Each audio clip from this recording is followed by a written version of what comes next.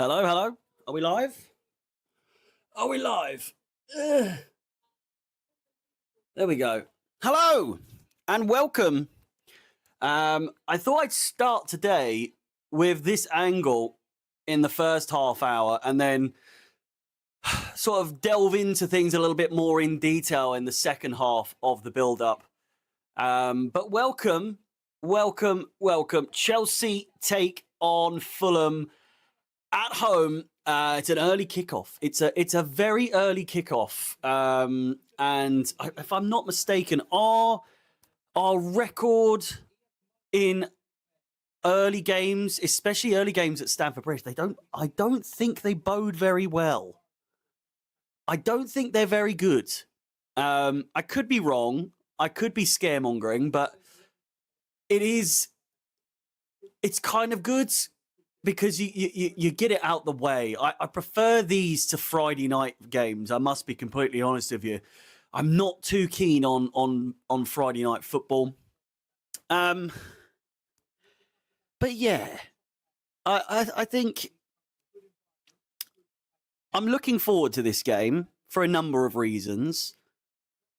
One of the things I'm not happy about, obviously, is that Reece James isn't in the squads, and I don't know quite for what reason. It is a long weekend if we lose. Trevor Chalobah's just stepping up to the punditry to have a bit of an interview. But yeah, Reece James not in the lineup. Obviously, slightly concerning, although he did play some minutes against West Ham the other day. This game is a game that we obviously lead into the international break. So Reece James has been selected for it, which gives you a little bit more confidence. But why is he not starting? Why is he not starting? Is it tactical? But then it's slightly concerning. It's slightly worrying if, tactically speaking, your captain isn't playing. This whole thing, it all stems from, for me, my concern with this Reece James situation. If he wasn't the captain, I wouldn't be as affected by it, as annoyed.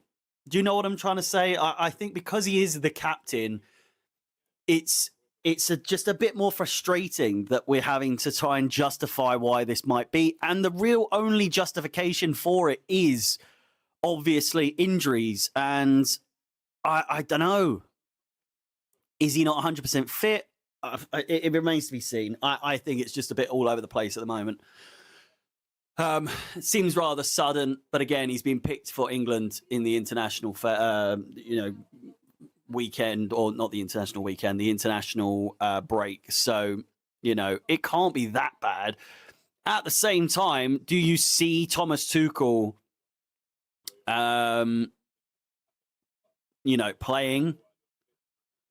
playing Reece James, or will there be some sort of agreement? Not agreement, but these sorts of things happen. Let's be honest.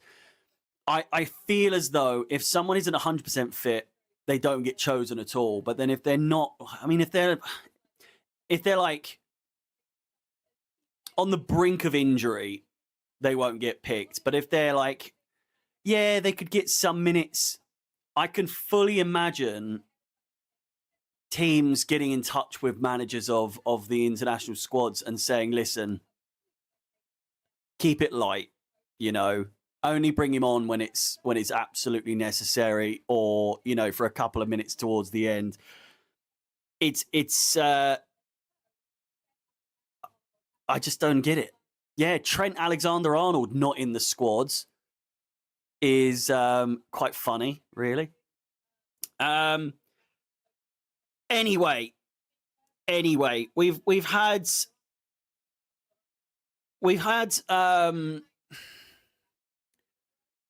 some transfer dealings that I feel as though we need to discuss. I've not been super on it this week because I have been busy. However, Alex does, and Troy, both go back to, or they're both going to America. Alex to go back to America because he obviously lives there, and then Troy for work, I think. So I'm being back to my usual routine, which means I'll be able to upload daily, do a lot more live streams with what's been going on.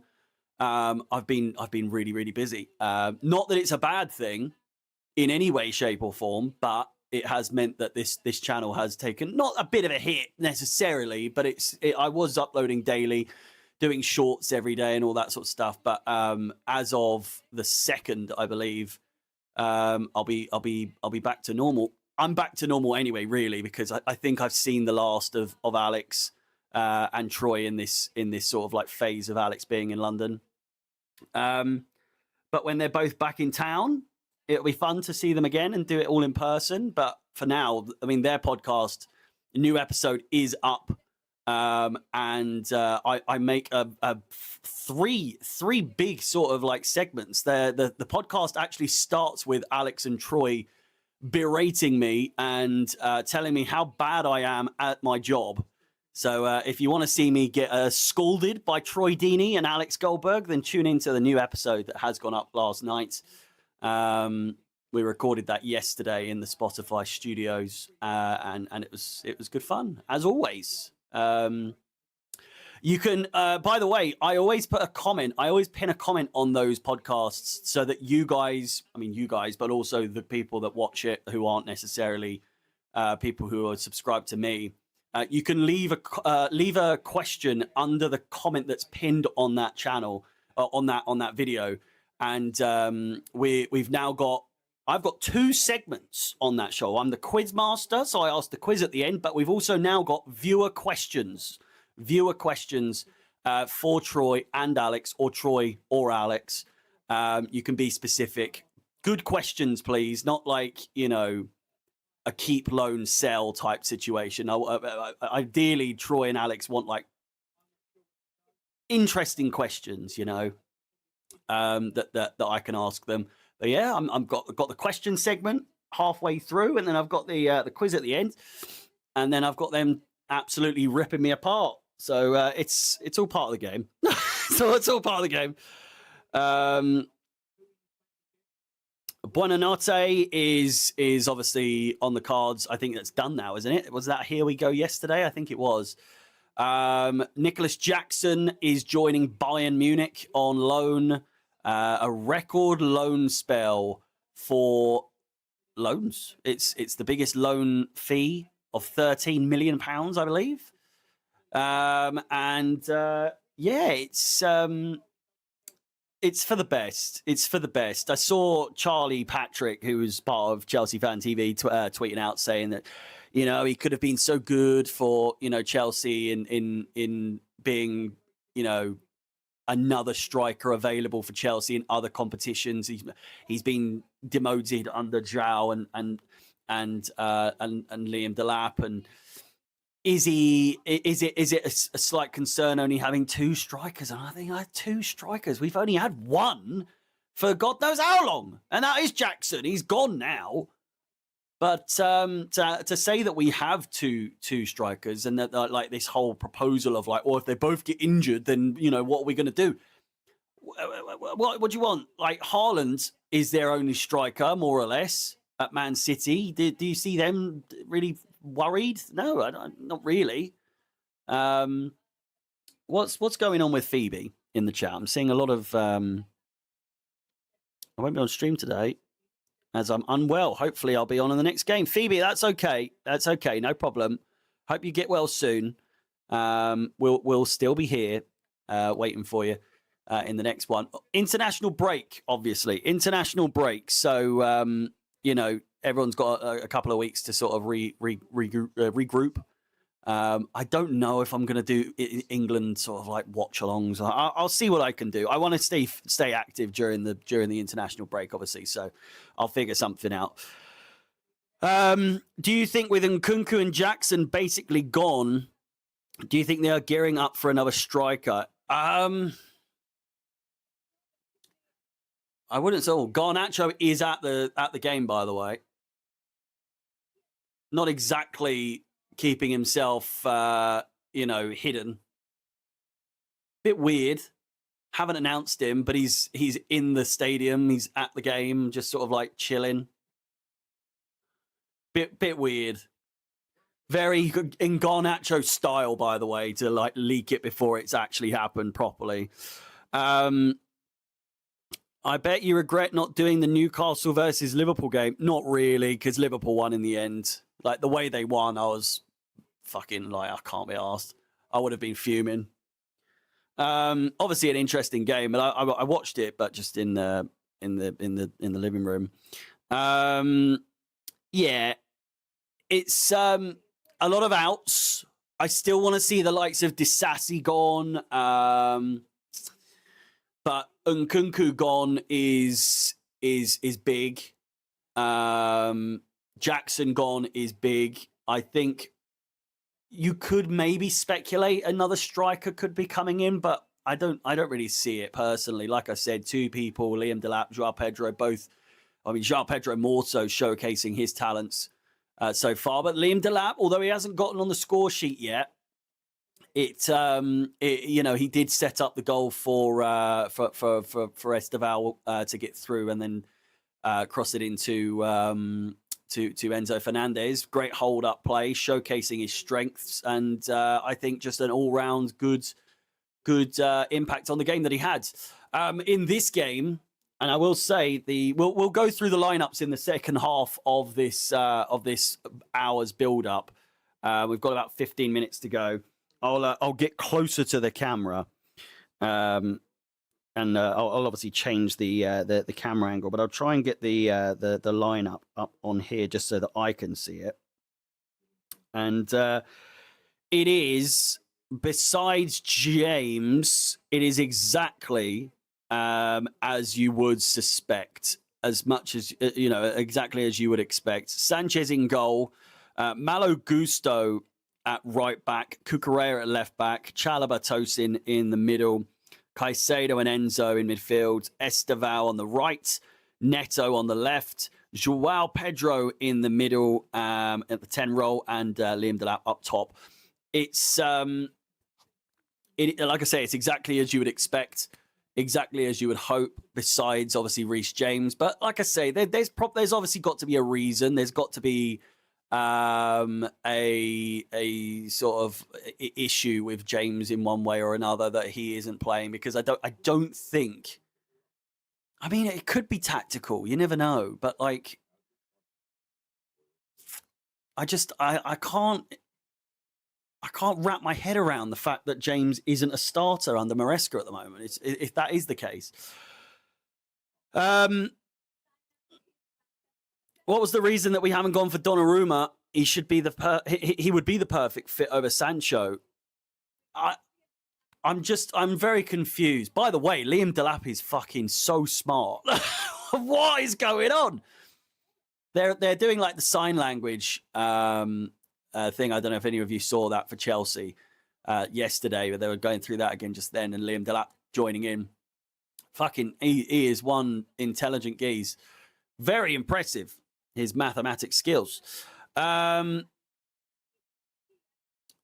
yeah, in terms of goalkeeper, I don't know. We were talking about it on the podcast yesterday. Troy, Alex, and myself. Well, I was in on the conversation, but they were discussing Sanchez and the situation, and then Troy actually bumped into Sanchez at a restaurant, I think, with Mark Cucurella there as well, and he was saying that Sanchez was giving him like evils, giving him a dirty look, and saying, because Troy's been critical of Sanchez, and Alex had as well. I think they were both on TalkSport. I think it was Alex's first appearance on TalkSport, where him and Troy obviously met for the first time, and I think they debated whether or not Chelsea could ever win silverware with Sanchez in goal, or the Premier League specifically. And they both unequivocally sort of agreed, no, there's no chance that Chelsea can win the Premier League with Sanchez in goal. Obviously, then bumping into him, it's, like you say, it's a bit awkward. It's a little bit awkward. But I think he said that Sanchez still came over. Mark Cucurella came over, and they said hello and everything like that. But apparently Sanchez's look was very much like, I know what you said about me. And Troy's response yesterday was prove me wrong, which is something I have said many, many times. Listen, again, I say this all the time. If you've watched me long enough, you'll know I'm very critical of players. More so if I rate you. If I, and I don't rate Sanchez, I must preface, this is not quite the same situation with him. But usually the players I'm most critical of are the players that we know should be doing better. I was so heavily critical of Cucurella at the start, and I was very quick to observe and to appreciate or acknowledge Marc Cucurella's improvements and Marc Cucurella's ability and what he was doing a season and a half ago or so, back when I was doing the watch-alongs with Alex and Mod on the Byline watch-alongs. I remember I was the only one at the time, between the three of us and a lot of the viewers as well. No one would acknowledge that Marc Cucurella had improved. I said that he was looking fantastic. And bearing in mind, I was someone who called him a curly-haired freak or something like that.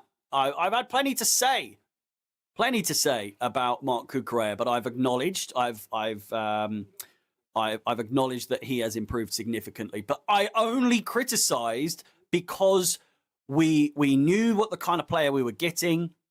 We knew the kind of player that we were going that we hoped to have bought. The same goes for Enzo Fernandez. I was very critical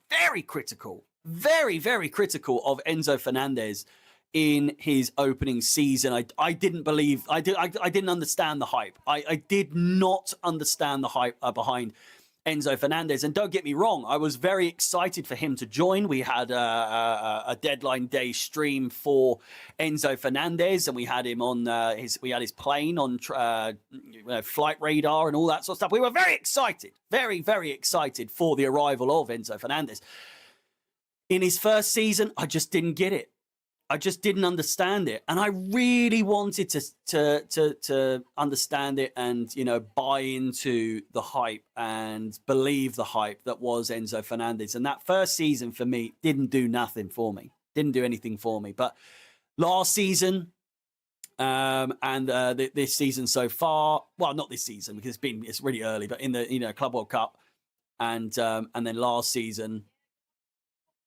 I'm very, very happy with Enzo. I actually think Enzo Fernandez was probably one of my favorite players last season, which again, much like Marc Cucurella, it's come a long way. The situation of how I perceive Cucurella and now Mark Goldbridge. What the fuck? Enzo Fernandez. How the fuck did I get that mixed up?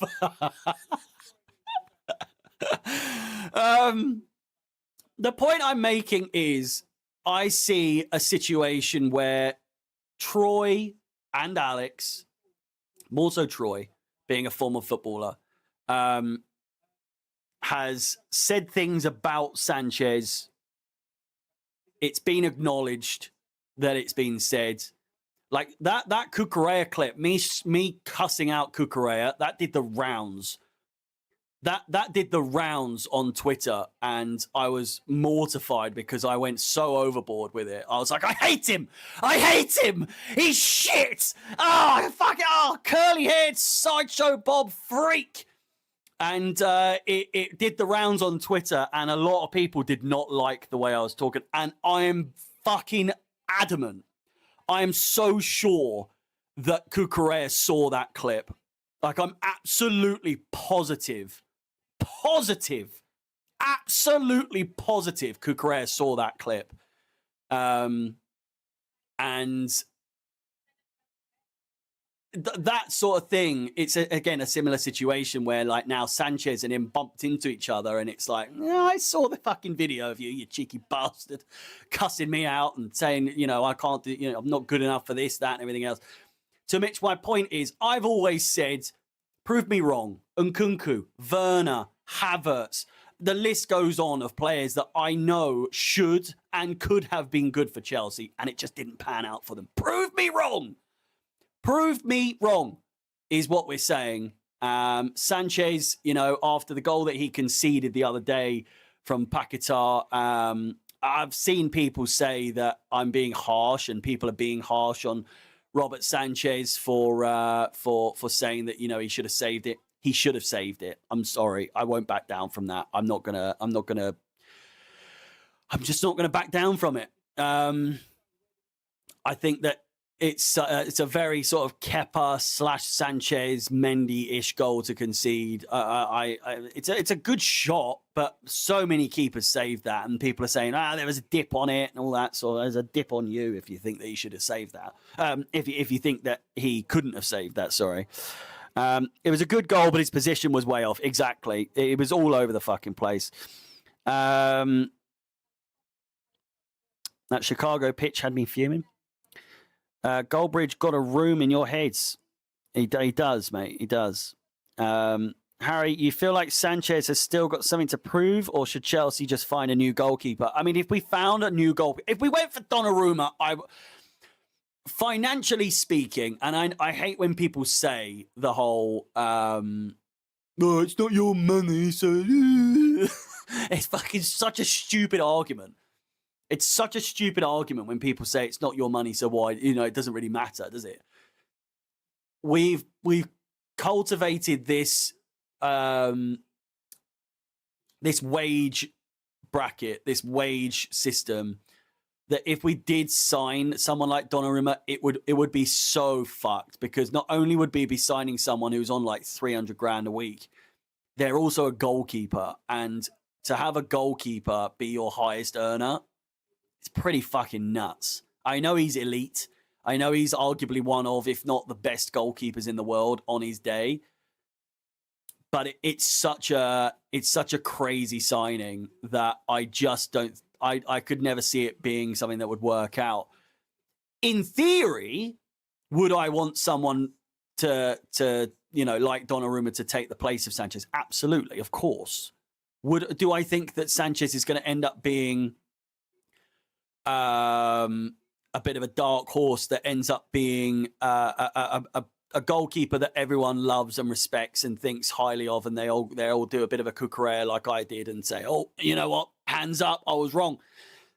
No, but for different reasons. I think that Cucurella and Enzo Fernandez just weren't showing quite how good they can be or should be or are.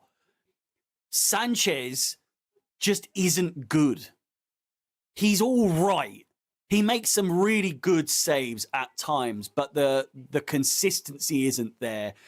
The thought process, the concentration, the lapse of judgment, it's all over the place. And so even if he was to improve in certain aspects, I don't think you can train concentration. You either have it or you don't. I've got terrible concentration. I go off on tangents like you wouldn't believe. Except you do believe it because you see it all the time. Sanchez is just a mistake waiting to happen every single game. There's always that, like, not to keep name dropping, but I was at Talk Sport with Alex this week. We met up with Asmir Begovic and he did a podcast with him. And so we were talking specifically goalkeepers, and the fact that Asmir was saying that, he should be doing better and this is where he needs to improve, and a goalkeeper specifically saying that, like, it's just not, it's not there with Sanchez.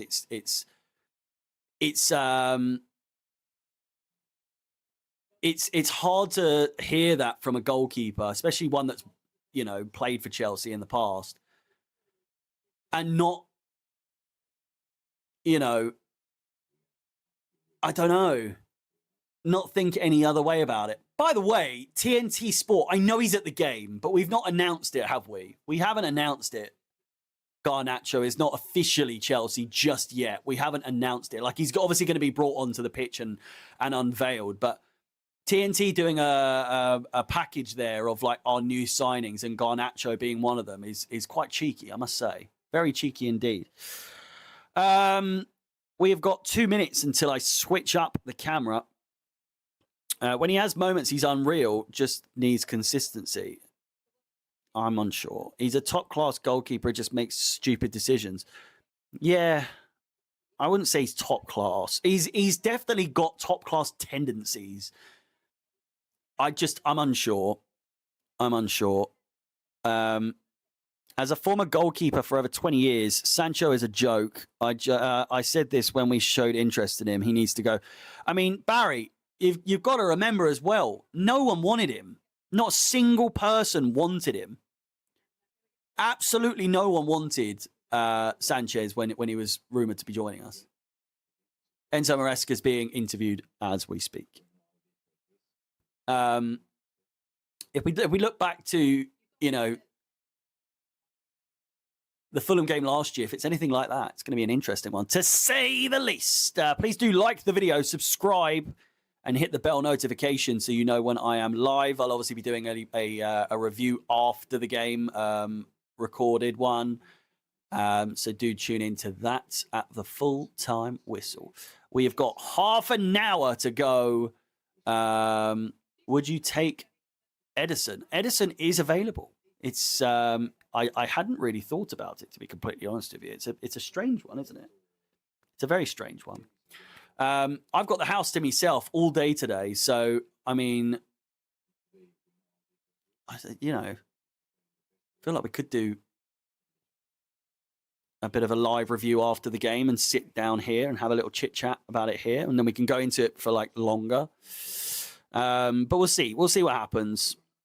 The other games today, 3 o'clock kickoff, Manchester United, Burnley, Sunderland, Brentford, Tottenham, Bournemouth, Wolves, Everton, Leeds, Newcastle, the 5:30 kickoff. Absolute stinker of a day.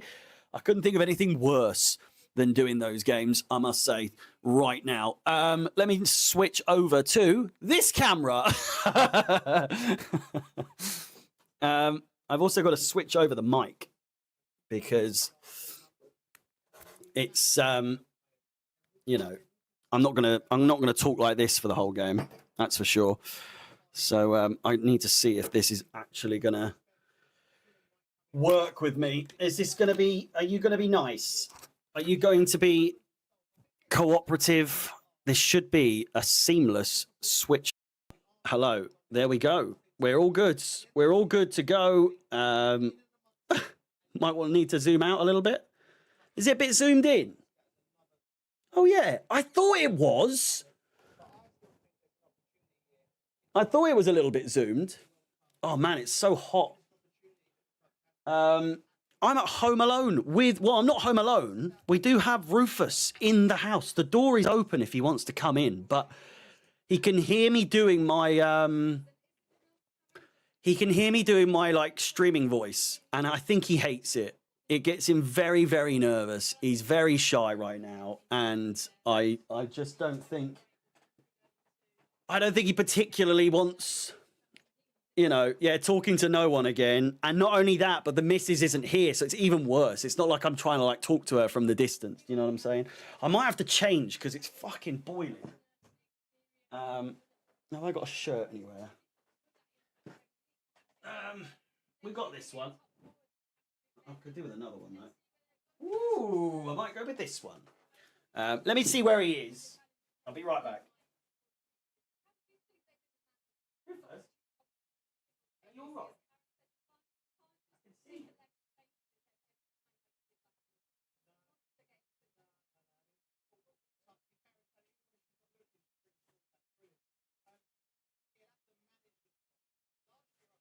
He's hiding under the bed.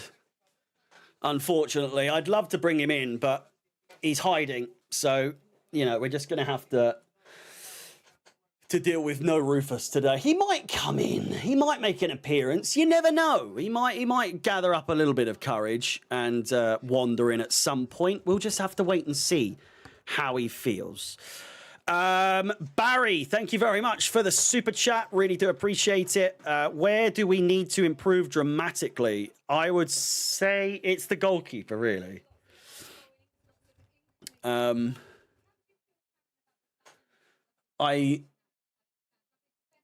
I'm just trying to like let's get the lineup on the screen because I've got to. We'll go through it. We'll go through it. I think that is correct. When are you getting the third kit and Anthem jacket? Well, it would have been nice to go to Stamford Bridge today. Unfortunately, someone had to stay at home and stay with Rufus, because otherwise, chances are I'd be out all night. And I think the missus is going to be out quite late as well. And there's no one really close to look after him. So we compromised and I'm the one staying at home. You know what they say? Happy wife, happy life. It's just the way it's got to be, you know. However, she did say the next time Alex is in town, I can go to a game. Oh, isn't that nice of her? Isn't that nice of her to give me permission to go to a game? It's not like I haven't been to a game in 5 years. You know? Bloody women, eh? I'm joking. No, she had it. In fairness, she's got tickets to a show today and she's had it booked for like months. Absolutely months. Whereas Alex coming over was very sudden. And I'm also under the thumb. So it is what it is. Hato, Esugo, Andre Santos. It's not the best of benches, I'll be honest with you. It's not the worst. We've definitely had worse, that's for sure. You win next time. I don't know if we've got... There we go. Let me... What's going on here? What's going on here? Camera, where are you? There we go. Oh, isn't that nice? I forget her name. But the pundit thinks that Chelsea are going to make it into the top 4. So I'll bless. You know, isn't that nice? There we go. No Palmer again. Groin injury, allegedly. Groin injury. Groin problems. It's not ideal at all, to say the least. However, I would argue it's still a very good starting 11. All things considered, Sanchez in goal is obviously it's Sanchez in goal. You wouldn't have Jorgensen over him, to be completely honest. If we're being completely honest, you're just not picking Jorgensen over Sanchez. No Andreas for Fulham. He transferred this morning. Who's that? What do you mean? I need to see their lineup, in fairness. I haven't seen it. Let me turn the TV down. It's a bit loud. I am very glad that this is the early kickoff today. Just means more of the weekend. Like I think it was Reese. Was it Reese? Someone said it, that it's a long weekend if we lose today. It really is. Bernd Leno in goal, Tete, Anderson, and Bassi. Andres Pereira, I thought it would have been, yeah. Castange, Berge, Lukic, Sessegnon. Is he still booting about? Sessegnon still playing football, is he? Fucking hell. I know he's only 25, but I don't know. I felt like he was one of those players that were like super high rated, like potential wise, and it just never really worked out for him as like a top baller. But yeah, interesting to see that he's still knocking about. Muniz up top, King, and Iwobi. No Emil Smith-Rowe. Is he on the bench, is he? I don't know. I had him as someone. I mean, he got the big goal the other day against Manchester United. Pereira's gone to Tottenham. Have I just completely missed this one? Andreas Pereira. No, he's not. He's at Palmeiras. What are you talking about? You've seen Bayern have agreed a 13 million. Yeah, we spoke about that already. Bully. Ryan Sessegnon.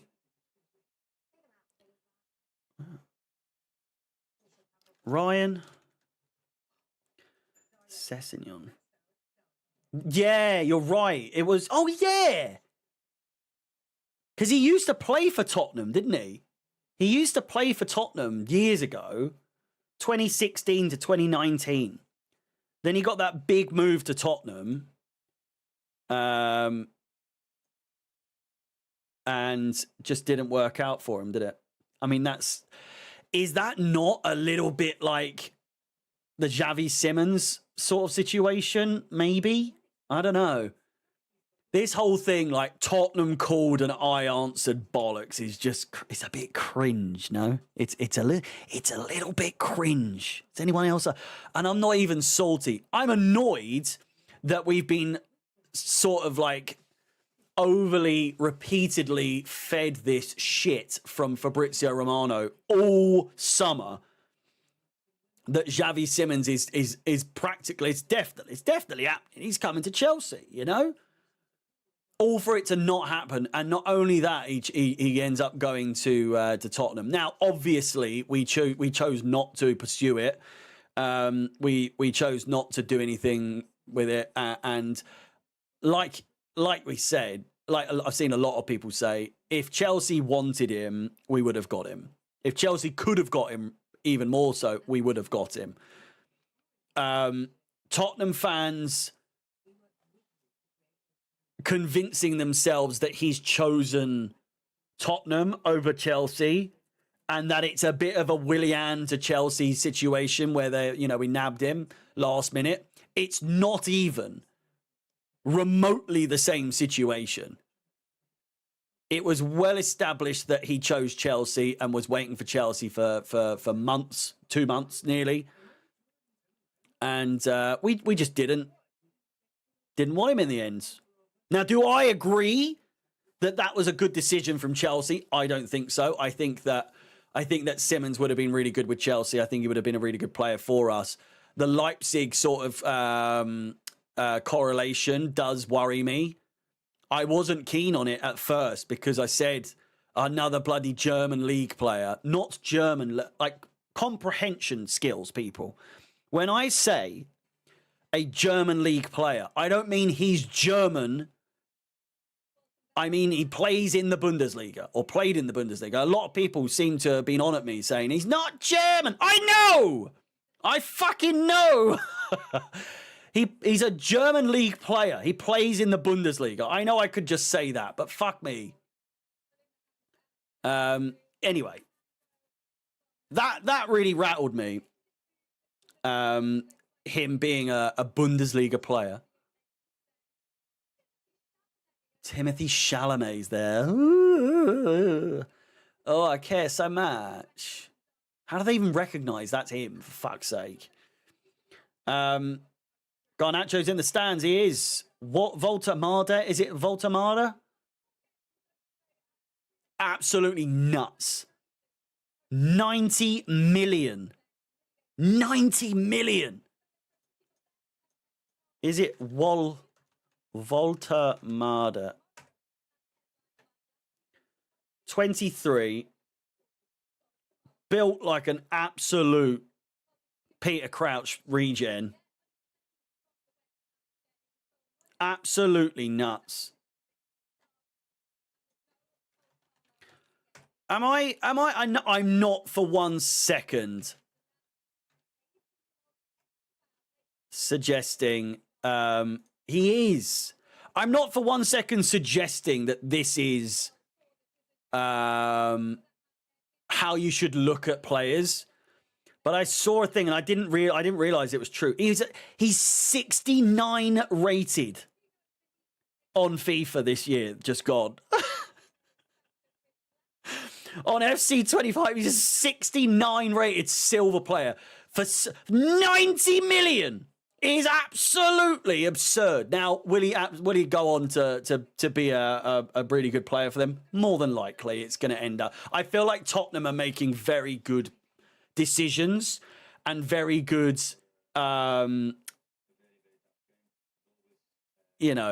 movements in the right direction. They are going this way, whereas Manchester United aren't going sideways. They're just going straight down the Swanee. They are fucking shit.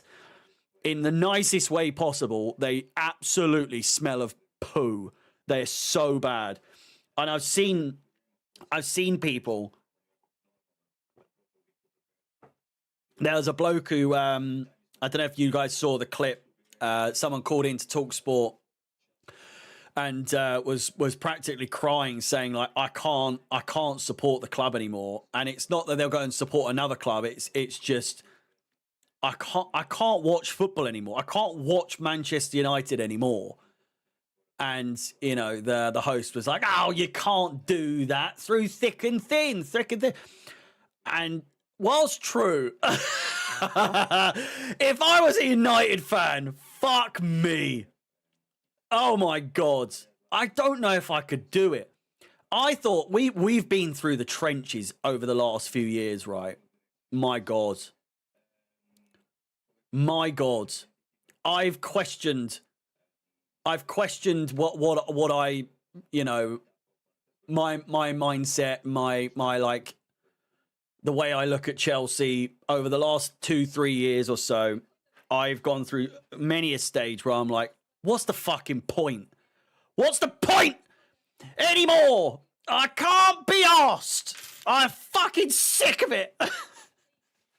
Football's supposed to make me feel good about a shit week. I come on, watch the boys win, get some trophies, happy days. And in my lifetime, Chelsea have always been one of the constants, one of the things that have always, through shit times and good times, but through the shit times, you think, at least I've got Chelsea to make me feel better. And these last 2-3 years, it's like you've gone through the most turbulent, toxic, shit relationship you've ever been in your fucking life, But we've made it out onto the seemingly we've made it out to the other side, and it's now going in the right direction, I think that with Chelsea, that there is that sort of do or die mentality, never say die mentality, that just kind of carries on with Chelsea players. Like, they kind of get it. It's ingrained in the philosophies of Chelsea Football Club that you would think Manchester United would have that sort of thing. But you look at the players, you look at the way the club's run, Old Trafford is falling apart, literally falling apart. There's piss on the floor. Their sewage and their like urinal pipes and all that sort of stuff just fucking leaks every game that there's any rain. It leaks and floods. And have you seen the videos of just piss and shit everywhere? It's absolutely ridiculous. With Man United, it's gotten to a point now where they've been shit for so long. I just don't see a world in which Manchester United get back to the good times, I think there's still some deluded fans that are like, Manchester United are still a big team. We're still there and challenging for Champions League spots, but then finishing like 17th, 18th last season or whatever. Well, not 18th, but you know what I'm saying. 15th, 16th, 17th, wherever it was. How can you come into this season? Like, surely a lot of them must have known they were going to lose to Grimsby. That had to be a guarantee. If you're a United fan, I think and I don't bet on Chelsea. I don't bet in general these days. But if I was a betting man and a Man United supporter, to numb that pain of the inevitability of Grimsby beating them, I would not have blamed someone for putting money against, Manchester United. And at least if Grimsby won, which they did, you would have pocketed a little bit of cash. Do you know what I mean? Just to numb the pain a little bit. It's ill-gotten gains in my eyes. I think it's scummy if you bet against your club. I've never done it, and I never will. But if that was something that someone did, I could kind of see it. Do you know what I mean? I could see it being justified in the situation that Manchester United see themselves in these days. With that said, we have a game on our hands. Just over 10 minutes remaining. Please do smash the like button, subscribe. Let's try and get to 50 likes before kickoff. That would be absolutely amazing. There's well over 100 of you here. So please, again, do like the video, subscribe, and all that good stuff. We're getting into the final moments before the game. But again, starting 11 for Chelsea. Sanchez in goal. Gusto right back. Cucurella left back. Chalobah and Tosin in the middle of defence. Caicedo and Enzo in the middle of midfield. We've got João Pedro. Liam Delap working in tandem. And Esteval Willian on the right, and Neto on the left. On the bench, we've got Jorgensen, Achiampong, Fafana, James, Hato, Isugo, Andre Santos, George, and Gittins. It is a little bit of a shit bench. It's not a shit bench, but it's not like, it's all right. It's okay. It's not, by no means is it the worst we've ever had. But I think it's lacking a little bit of, oomph. Just a little bit of oomph. I don't really know who comes off the bench there and makes an impact. Gittins, it's not a guarantee. Everyone else, a little bit defensive. It's got to be said. George, is he going to get game time? Probably not. If he does, he's got to take the game by the scruff of the neck. You know what I'm saying? Do you think Burnley will beat United today? Yes. I do. I think it's going to be 1-0 Burnley. 1-0 Burnley. I feel like Manchester United can't buy a goal these days in the scheme of things. And even their goals, their 2 goals, I know they did score 2 goals against Grimsby, but they were fucking shit. Can we also acknowledge and fully acknowledge Harry Maguire is one of the most overhated and underrated players just in football. The man's quite possibly the best penalty taker, not only in the current day, but he is the best penalty taker I think I've ever seen in my entire fucking life. The man is always the player who gets them out of these situations. Now, granted, he puts them in situations as well where they don't need to be. But my God, Harry Maguire, when they need a goal, he fucking gets it. He gets those goals. Now, would I want him at Chelsea? Absolutely not. I'm just saying, if the man is overhated, it's absolutely ridiculous. Now, obviously, way too expensive. For the kind of player that he is. I think if they bought him for like 30, 40 million, it would be way less of, something that people like bang on about. But it's, I just think he's so overhated, I was going to say he's so good. I really rate him at times. He really is. His penalties are fucking insane. I've never seen someone take penalties as good as he does, in the style that he does. He's just a clutch player. I would honestly put Harry Maguire in the bracket of clutch players in big games, big situations. He's always there to get a goal for United. It's crazy. Manchester United, though, Burnley are a bit all over the place. 1 win, 1 loss. But, I don't know. I'm going to go with a Burnley win. Realistically, it's got draw written all over it. Let's be honest. It has got draw written all over it. But at the end of the day, Man United, they are on a shit run at the moment. Even Ruben Amorim came out yesterday, I think it was, and said there are times that he wants to quit, which is just insane. It's an insane quote to have given to you. Imagine Enzo Maresca was quoted as saying, there are many times I want to quit this job. Fuck off then, you know? Go away. If that's your mentality at any point, fuck off. Go. But thankfully, Maresca's never got to that depth, that point at this moment. I think that Ruben Amorim's never going to walk. He's never going to quit. He's saying things. He's planting seeds. He's doing things to get him sacked. I don't think he wants the job anymore.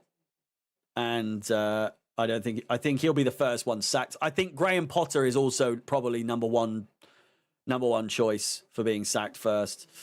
You'd swap Maguire for Fofana.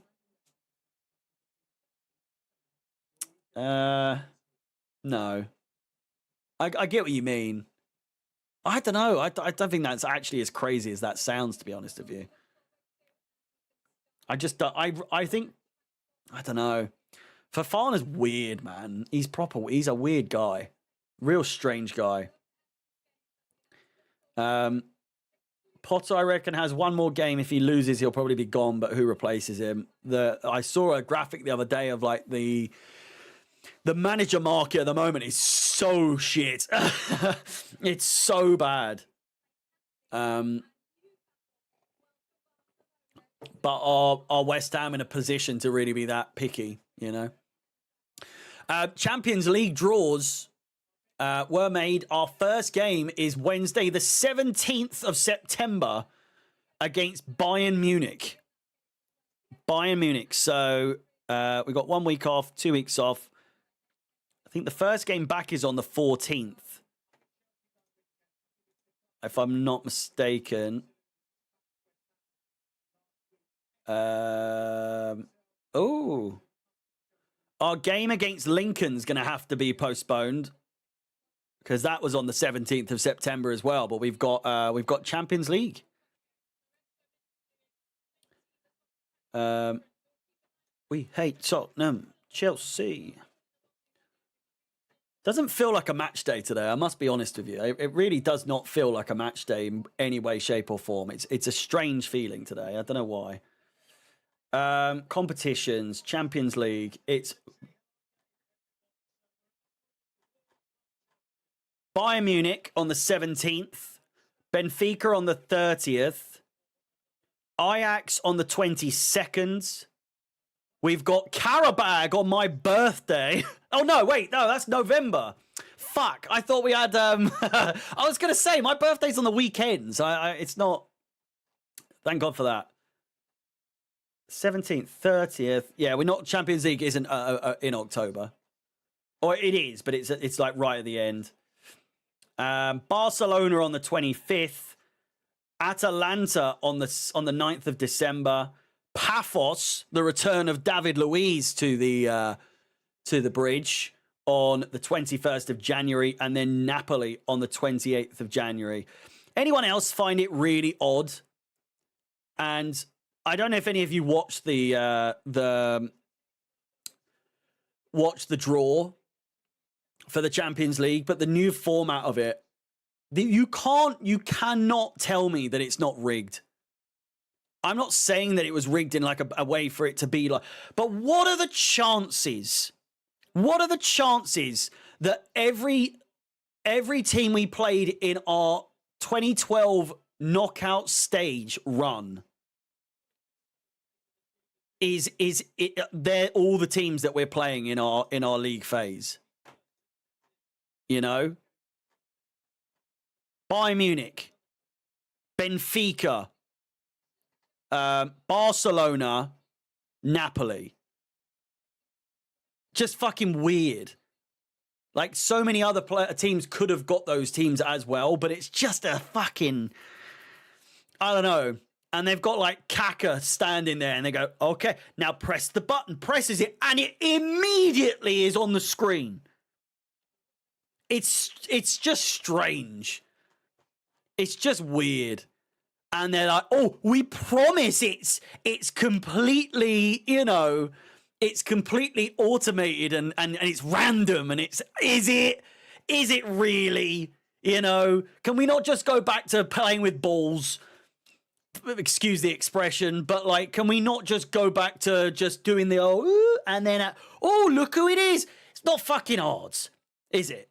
Why are we making things so obviously rigged? It's just ridiculous. Anyway, we've got a game. 1 minute to go. Thank you very much for tuning in. If we could get to 100 before kickoff in the next minutes, we got 40 likes to go. Smash the likes button to fucking smithereens. Ladies and gentlemen, boys and girls. 10 o'clock. Here we go. It's time.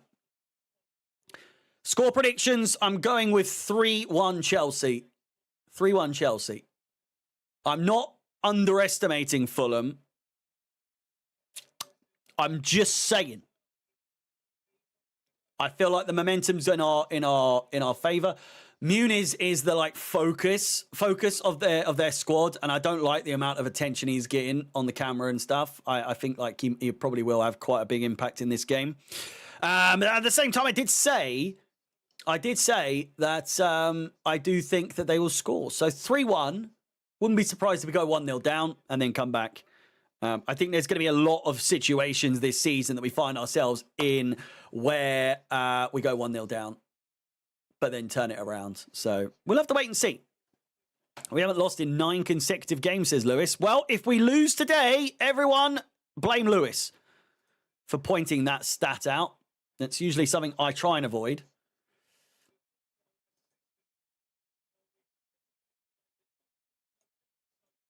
Both teams unbeaten. It's another London derby before another London derby. If I'm not mistaken, we've got Brentford next, then it's Brighton, then it's Manchester United. And we are underway at Stamford Bridge.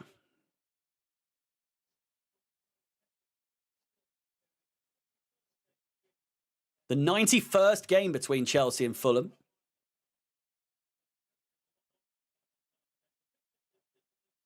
We're on time as well. Well, just about. We're almost a minute behind, to be fair. Did they have Garnacho come out waving before the game? I don't think so. I don't think so.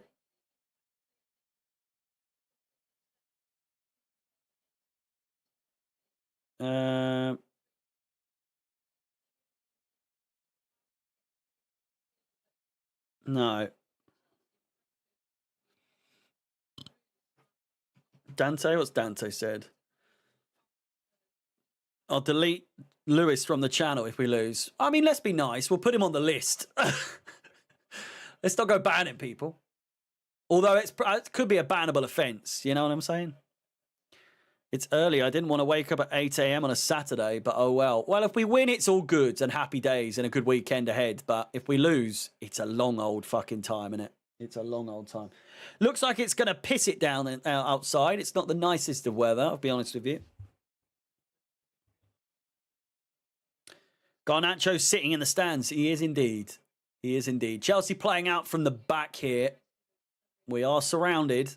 Just play it up, man. What the fuck are you doing?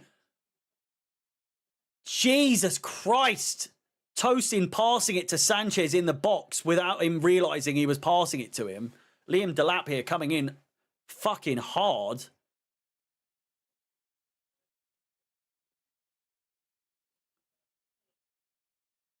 Rob Jones, the referee, indicating that Liam Delap a little bit heavy-handed there. He was. He's absolutely clattered him there. Just thought about the possibility of them unveiling Garnacho whilst we're down at half-time. It's a possibility, that's for sure. It is absolutely a possibility. Here's Bassey. Fulham looking pretty good on the ball. A little bit nippy.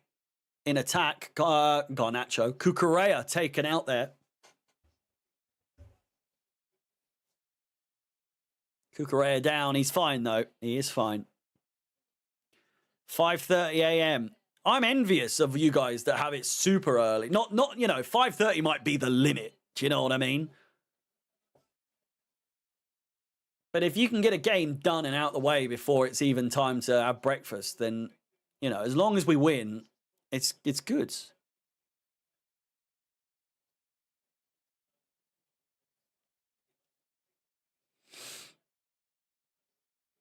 Cucurella. Lovely ball. Finds Liam Delap, who nods it. Cleared away. Enzo Fernandez. A bit of a free-for-all in the middle at the moment. Trying to establish a bit of a dominance of possession, both teams. Obviously, just doing the feelers. Getting a vibe for the game. Rob Jones is Barnet. I mean, at least he has a Barnet, Most referees don't have one. I think he's all right, though, for the rest of his life. He's got a solid, he's got a thick head of hair. Albeit very short, but I want to scream the goals, but I can't because everyone is sleeping. Dante, I've got you covered, mate. I'll do enough for the both of us, I really want to see Delap on the score sheet today. I can't stress that enough. I'd be really good. Enzo Fernandez putting the pressure on Leno. Gets the ball away, but Chelsea's still in possession. Joao Pedro drills it low and hard into the corner, but saved by the goalkeeper.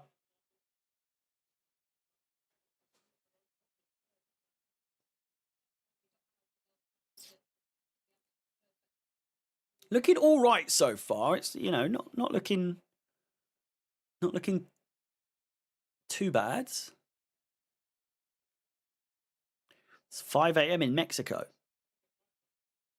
Cucurella looks to play it forward over the top towards Pedro Neto. Gets the first touch. Might get around the player. He does not, but he wins the throw in. Good play.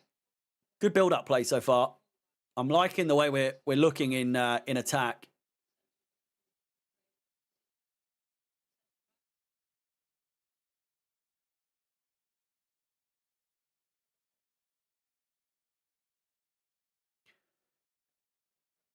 Oh, it's Delap! Oh! Came up to him. Brilliant chance. Deflected off of Berg and out for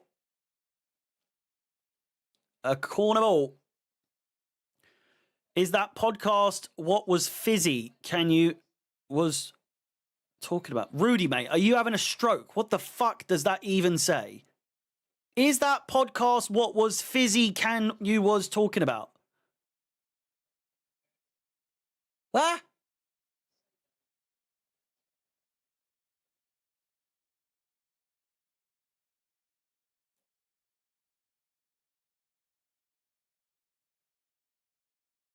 That podcast, what was that beer fizzy can?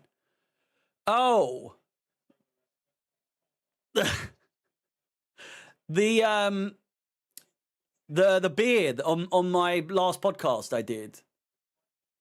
Tried to, I've got a new segment on at the start of every It's Pod O'Clock episode where I drink a new beer. I can't say, well, I've got one that in the fridge ready to go for tomorrow. But that one was called Fizzy Can, I think. Fizzy something or other by Vault City. It's a Dr. Pepper sour beer. Very nice indeed. Chance here for Fulham. Wide. Very nice beer, though. If you like Dr. Pepper and you like sour beer, it's very nice indeed. I think it might have been out of Fizzy Can, Vault City. It's called, Fizzy Can with an I instead of a Y. Big Fizzy Can? They do still have it. They do still have it on Vault City's website. £8.10 for a fucking can. Jesus Christ. It was not that much when I bought it. Fucking hell. £8.10. Is that for one beer?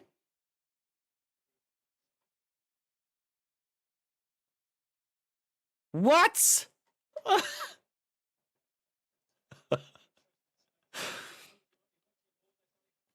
Pathetic defence. I mean, I thought we did all right.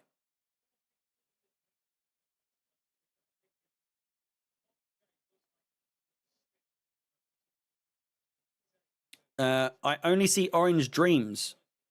Yeah, if you're looking on like Co-op or supermarket, go on Vault City's website. Orange Dreamsicle is on, the only one I think they sell in Co-op. Pushing the back there on the halfway line. Yeah, Garnacho's on his phone.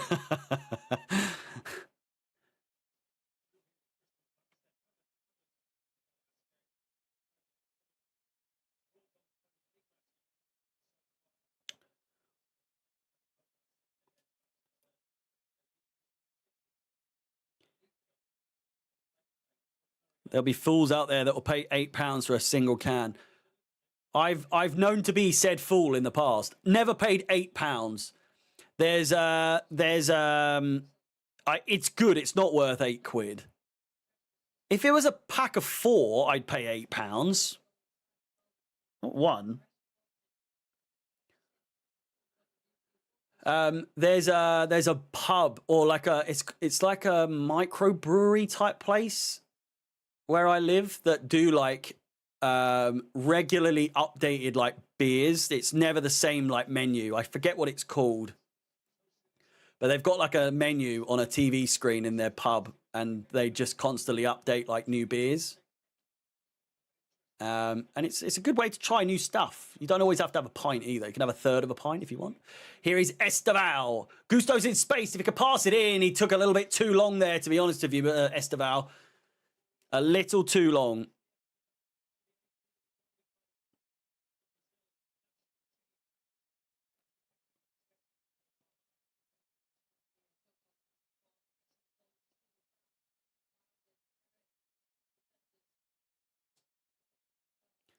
£7.10 for a San Miguel.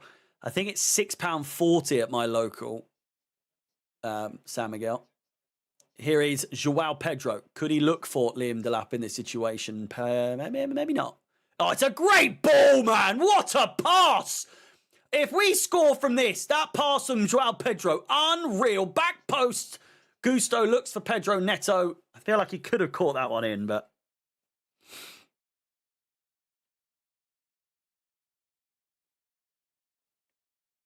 "10 minutes played." I'm not upset. I'm not,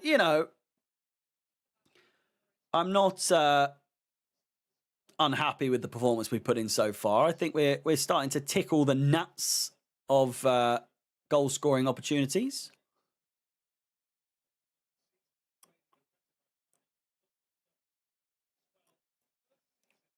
Oh, it's a good tackle by Caicedo. Great tackle, in fact. Looked like it could have been a bit late.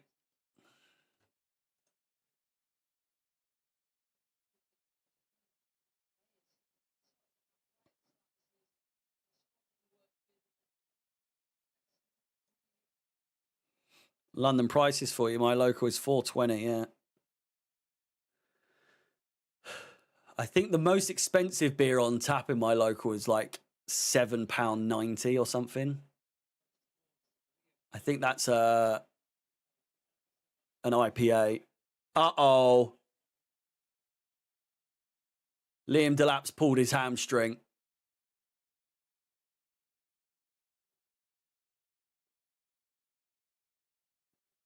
They're chanting, "You fat bastard," at Liam Delap. What? Liam Delap's fucked his fucking leg, man. Oh my God. Delap has pulled his fucking hamstring.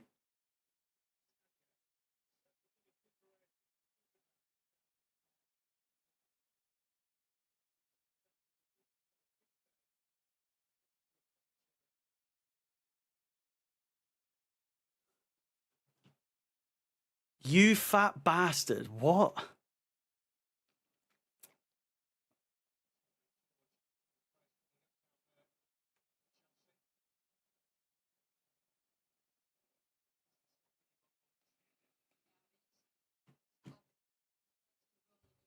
Unreal, man. Unreal.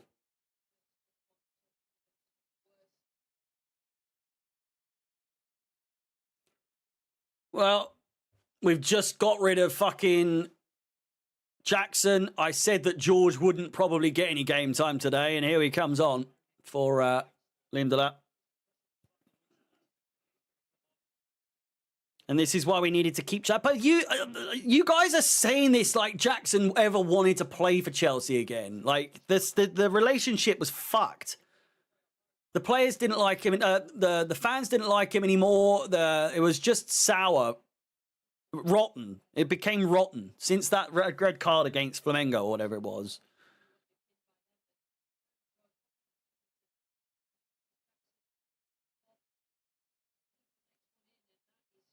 It's all well and good saying like, oh, we could do with Jackson. It was never going to happen. He was never going to play for Chelsea again.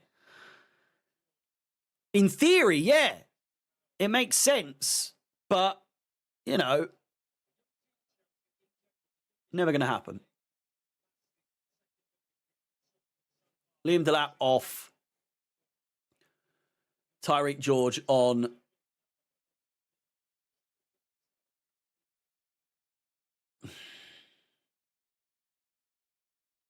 Players these days are made of absolute fucking paper mache, aren't they?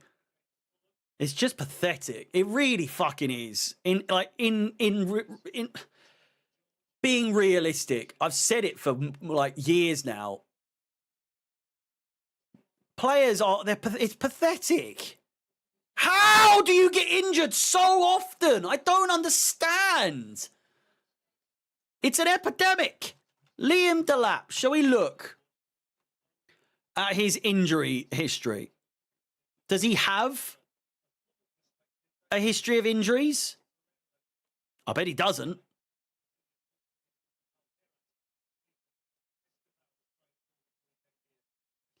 He had one injury. It was a knee injury back in 23-24 when he was playing for Hull. He was missing for 92 days, missed 16 games. A knee injury, not a hamstring injury. Just fucking clockwork, innit? Players just... I know we got him on the cheap, but you spend all this money on players and they just can't... I know it's like, you could say it's a freak thing, but I feel like someone gets injured every fucking game. Every week, every match week, throughout all the games, there's like 5 or 6 people get injured. It's so weird.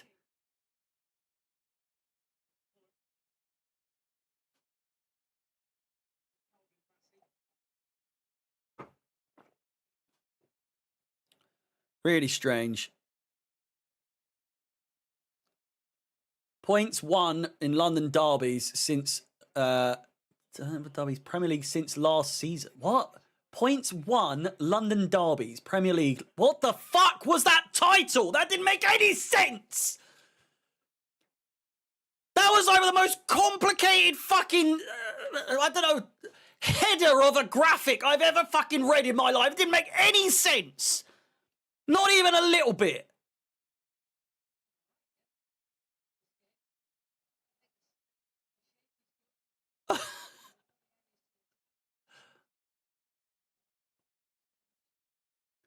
If it takes you 6 times of reading it to understand, I'm not dyslexic.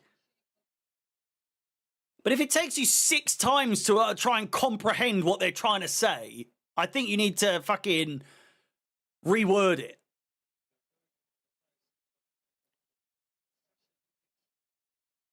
Fewest set piece goals Premier League since last season.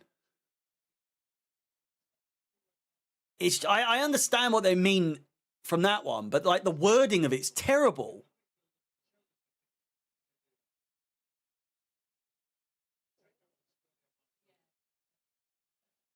We are very close to signing it. Points won from London derby since last year, mate. Yeah, I get it now. Why couldn't they just say that? Donna, You've worded it perfectly, mate. Absolutely beautifully. Why couldn't they do it?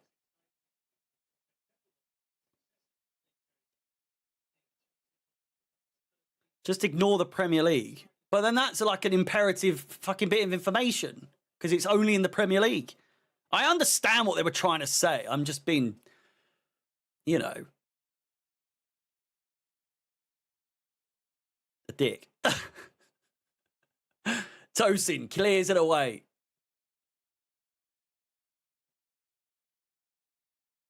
Tyreek George is the acting striker at the moment. He's just been taken the fuck out, but he's back up on his feet.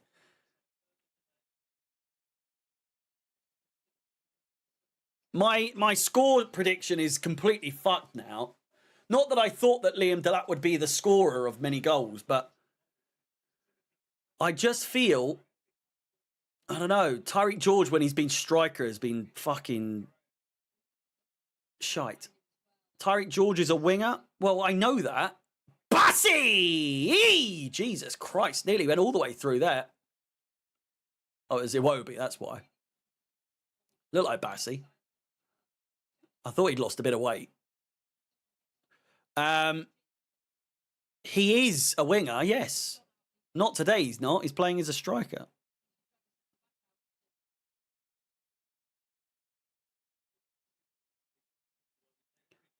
Alex, they're tired. They didn't get much of a pre-season. Tosin, what are you doing? Oh, it's a nice ball out from Sat. I mean, some of these players, they just don't even fucking try. Neto had a chance near the byline to keep it in, and I feel like he could have got it. There, Gusto. I feel like if he just judged it better, could have easily kept that in, but didn't even try.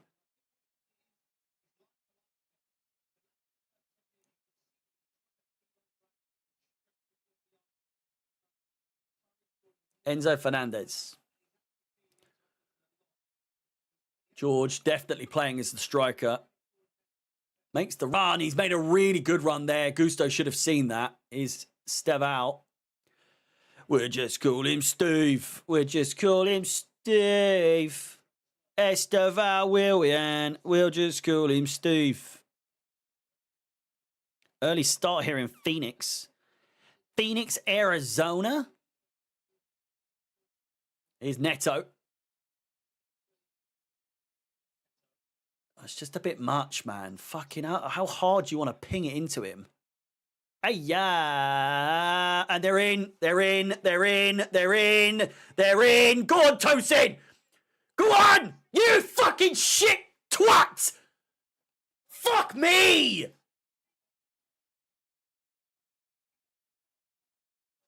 Oh, it's his first Fulham goal. He's a teenager. It's just bollocks. It's absolute bollocks. Why does this shit always happen to us? Why does this all these stats, these fucking things, they love to happen against us? I don't think he's offside. Chalaba's fucking hurt. Lewis, mate, you're on a one-way ticket to fucking Listville, I'll tell you that much.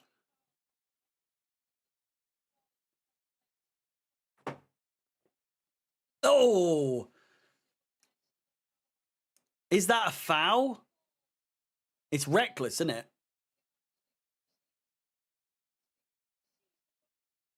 He's onside. Regardless of anything else, it's offside. It's onside, sorry. Tosin's been sent for a fucking hot dog.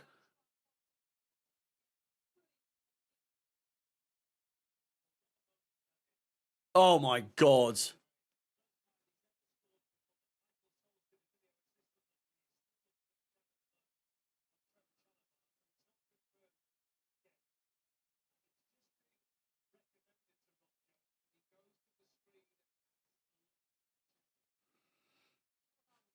They're going to VAR. He's been advised to go and check the screen. I don't know if that usually... I mean, it used to mean that it would be overturned, usually. But these days, I think it's just like, make sure you're okay with it and then carry on. They're checking for the stamp on Chalobah, which I think is just, it's accidental. There's no fucking way it's a foul.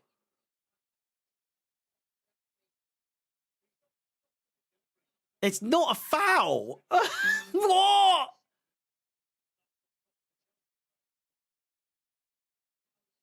I mean, it looks painful.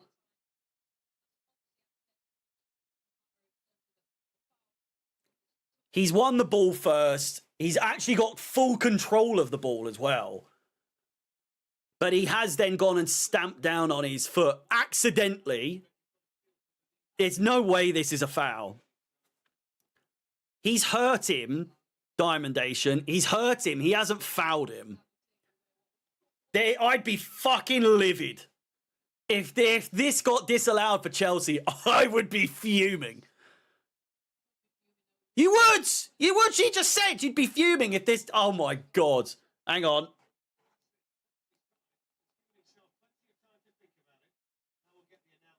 He's going to announce it.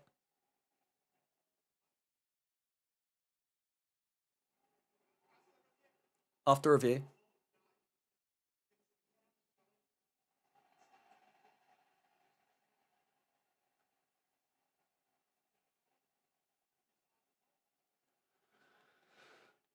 He says that after a reckless challenge from number 9, that's a joke.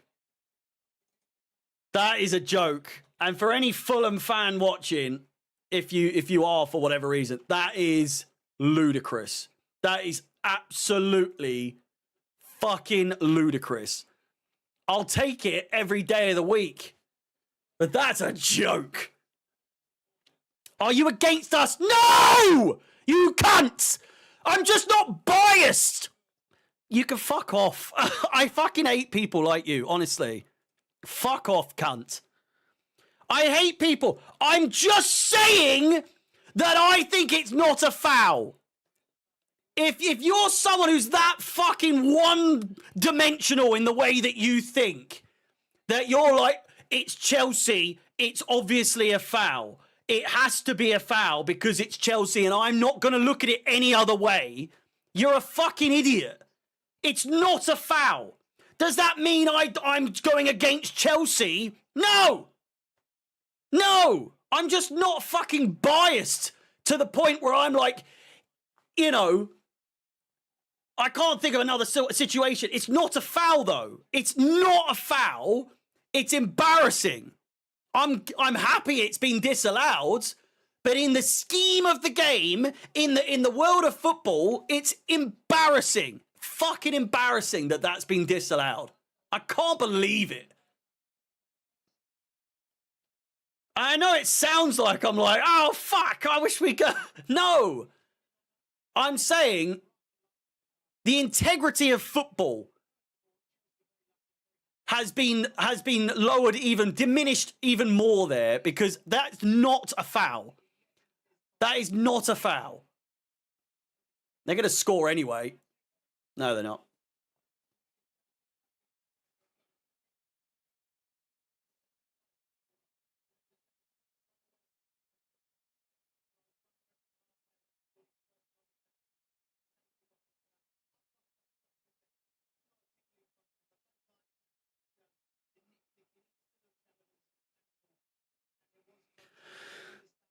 The sport of football is fucked. It's absolutely, like, football is so shit now. Like, these days, it's so shit. I hate to say it. Everyone knows it. Football is wank these days. It just stinks. It's so fucking shit.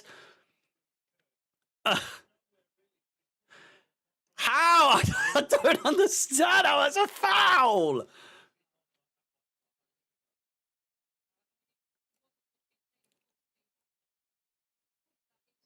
Crazy.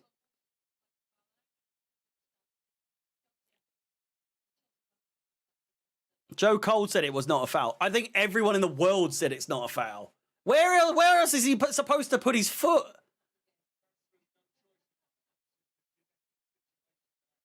Got away with one there. Too right. Tosin got away with one as well. I think we all did.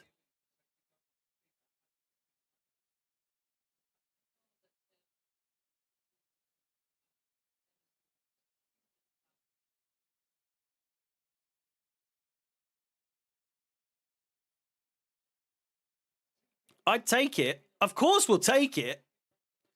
We absolutely take it. I would. Do you think how fuming I am with that decision? Fuck me. Some of these Fulham outfits that they're wearing are shocking, by the way. What the fuck are these people wearing? I've never realised how shit Fulham's kits are.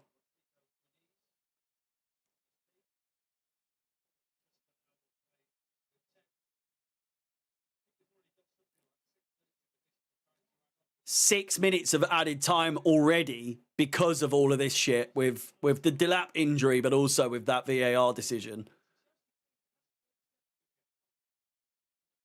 Lovely ball over the top, just a bit much on it though. The game of like football as a whole is so fucking shit now compared to like. Do you remember the days of just like it always kind of used to work out? Not so much with Manchester United just used to get away with murder all the time. But I'm saying like other than United, I truly think that the decisions and like offside goals and, you know, a foul in the build-up and all that, it just added to the drama of football and it all leveled out. Everyone got their own like cheeky moment where you're like, you know, oh fucking hell, we got away with one there. Do you know what I mean? Oh God, he's always miles offside, but we'll fucking take it. These days, you know, that was just down to like referees couldn't see it. Now they can see it and they still get it wrong. You know what I mean? It's fucking terrible. Great chance, crossed in. Referees see the issues now in 4K and they still get it wrong. Whereas back in the day, you just got on with it. You got away with something every now and then. It adds to the drama. Muniz! Great save by Sanchez. Offside in the end. But you know what I mean? It's just like everyone got their like couple of moments every season where you think, fuck me, we escaped something there, or we got a cheeky goal there, or whatever. VAR is just the biggest pile of shit. Because it's pointless. If they don't know what the fuck they're doing, if the referees doing it are incompetent, then what's the fucking point? What is the point?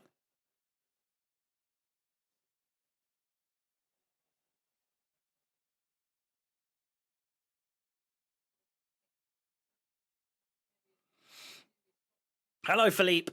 How's it going? I got recognised on the tube yesterday, or walking to the tube.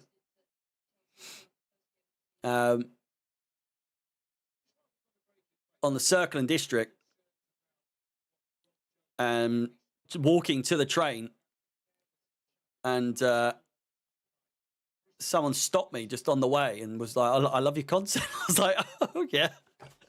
I didn't hear at first. I thought it was someone asking for help or directions because they were just stood in a corner and it was a bit of like, I don't know.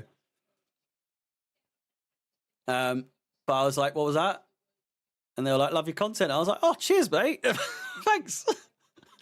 And then just carried on. He was like, have a good day. I was like, you too, mate. That might be the new weirdest place I've been recognised is just in the tunnels of the tube.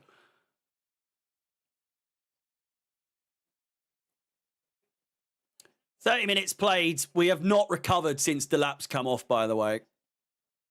We are all over the fucking place. Joao Pedro with a stinky first touch there. This is going to be a long game. It feels like 0-0 written all over it. Or maybe like a late Fulham winner to like justify or rectify that poor decision from the ref.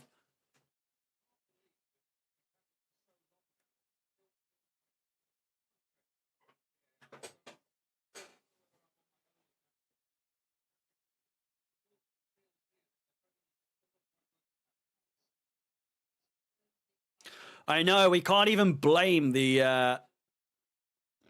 we can't even blame the low block.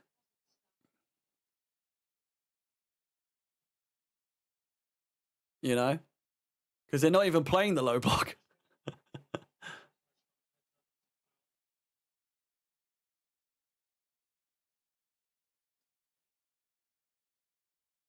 Hello, Angeline.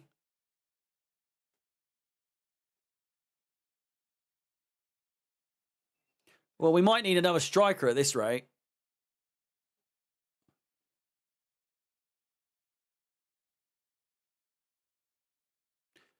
You don't know what you're doing. That's a late challenge there on Cucurella.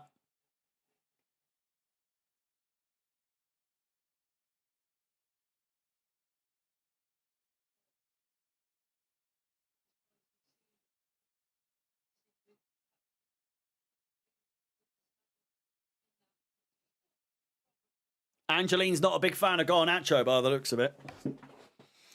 Don't think anyone is, you know.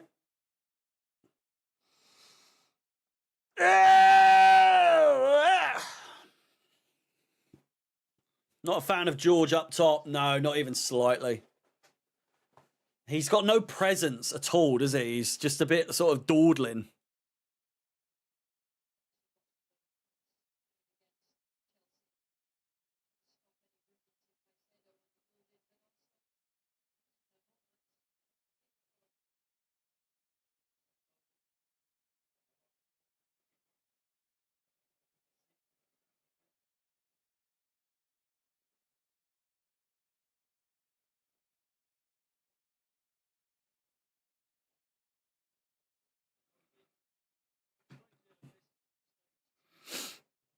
The attacking threat has gone out the window completely, yeah. I can't really see where we're scoring in this game. No Palmer. No Delap now. I think everyone that... I said it before the West Ham game, by the way. I said that as soon as we beat West Ham, and even more so if it's comfortable, people will jump on the whole like, oh, maybe Palmer's the problem. Chelsea don't really need Palmer after all. And then you think West Ham are fucking shit. They're absolute shit. And I think we would have probably won by more if Palmer was playing, by the way.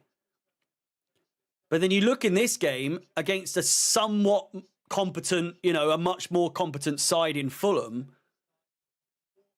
and we're fucked.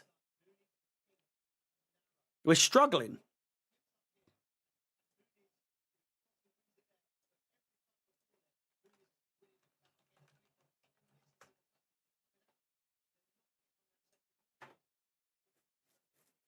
Castagna crosses it.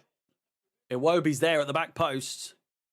George doesn't even want to be there. He does look like he can't be asked. Enzo Fernandez looking to get there. Bassi wins it. Enzo and Bassi getting into fisticuffs here.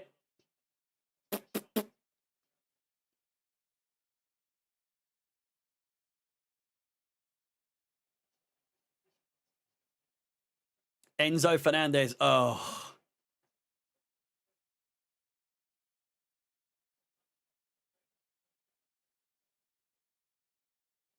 Yellow card for Caicedo is not a good sign.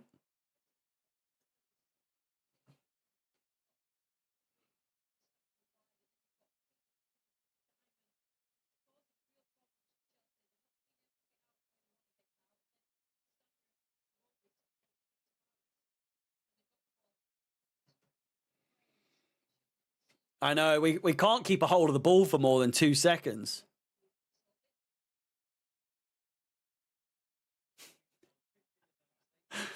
This is probably the longest I've gone without seeing Rufus when it's been just me and him. Like, he's he's just fucking hiding under the bed. He hates it so much.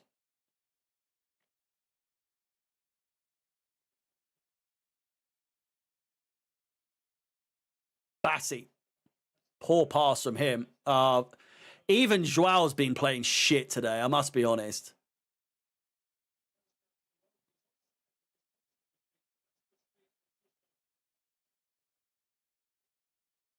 Yeah, Esteval's been missing. Enzo's been pretty poor. Joao's not really done a lot.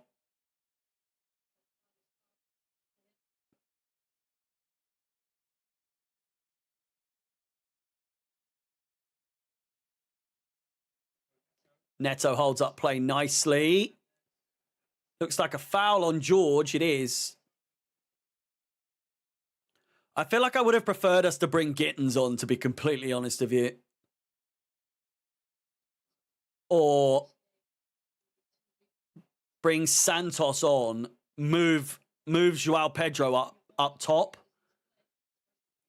I just feel like George coming on is a weird decision, man. It's a fucking strange decision. Joao Pedro is so limited in that number 10 role. You're right.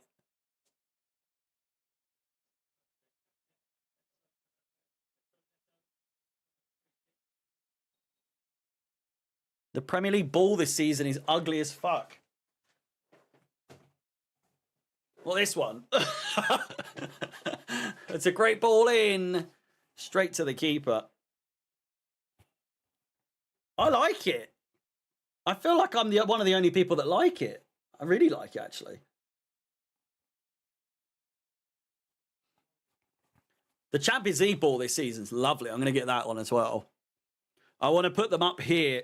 I've got like ball holders. I've got whole mounts to cut my balls on the wall. So we've got that. It's a bit flat. I don't know, actually, it's all right. It is a little bit flat, but is it bouncy? Pretty bouncy, yeah. It's all right.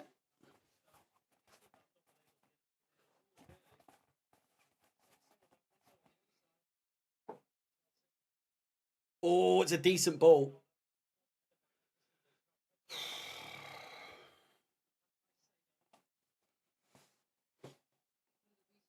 I'm not looking forward to the Champions League. If we fucking play like this, Jesus Christ, we're going to get peppered. We're going to get seasoned so nicely. Caicedo, Joao.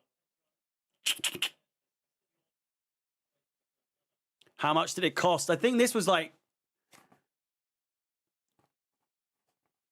28 pounds, I want to say. Maybe it might have been 20 quid on. I think I got it on discount, to be fair, which is weird. But it's not like the really shit, like just flat one. It has got a little bit of texture to it. I don't know if you can see, like it's got it's ever so slightly textured. So it's like the second tier one. You got the really shit one that's like 8 quid.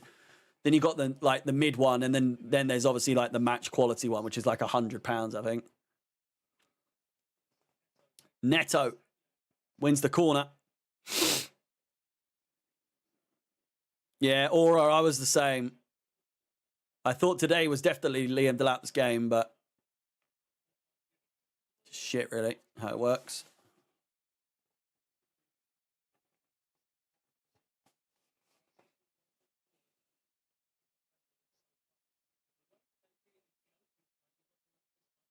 Corner ball. Can we get it just before half time? It's a lovely bit of play, and it's tipped just onto the top of the net.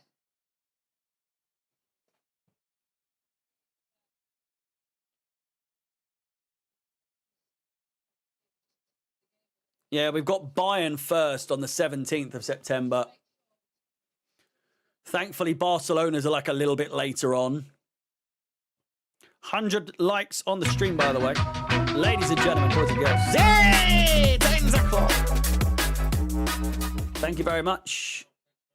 Make sure you do keep on liking. There's 200 of you here at the moment. Keep on smashing that like button. Subscribing.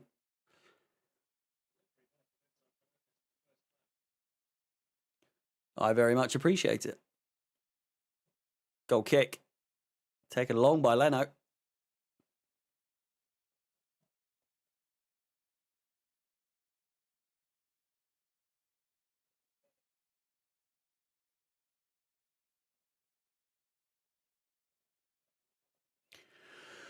Don't forget, there's going to be at least 6 or 7 minutes of added time to follow the 45. So by no means are we over just yet. Well defended. We look shit, man. We look fucking shit. Aura, mate, appreciate that. Really do.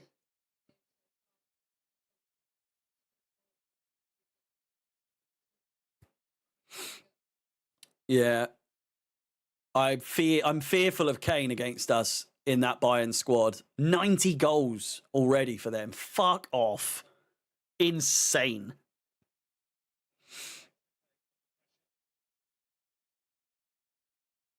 Muniz. Lovely play by Esteval. Bodies him. Up against Bassi. He's done him! He's done him! Play it in! Joao's open! You fucking idiot, man! Esteval's decision-making, man, it's just, oh. Love him to death, don't get me wrong, but fucking hell, pass the ball sooner, son! What are you doing? 8 minutes of additional time is what it looks like it's going to be.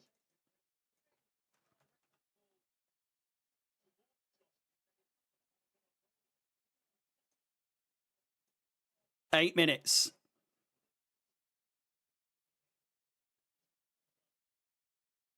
There's a goal coming. There's definitely a goal coming here before half-time for either side. I think it could be us, hopefully. Neto. Pass it!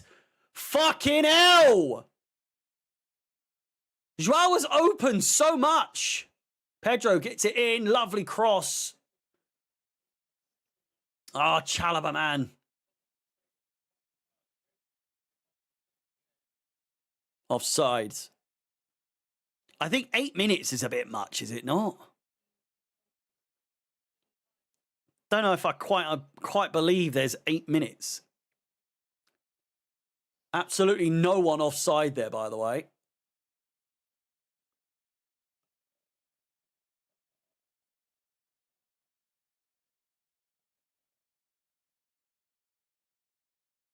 He wasn't offside at all.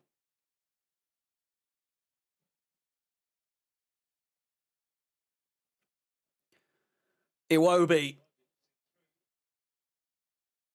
Oh, they're in! Great defending by Gusto.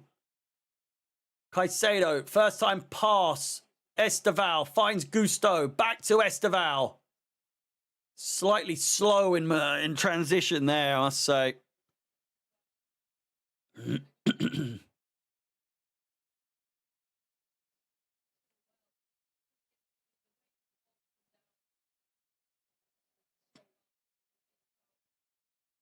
Cucurella, poor pass.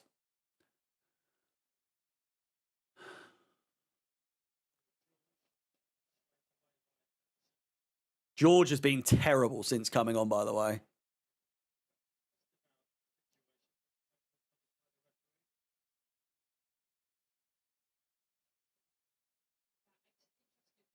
It's not a foul. They're going back to that Esteval, not VAR, but TNTR. Looking back on that Esteval, like, barge. He's just bodied him. He's just outstrengthened him.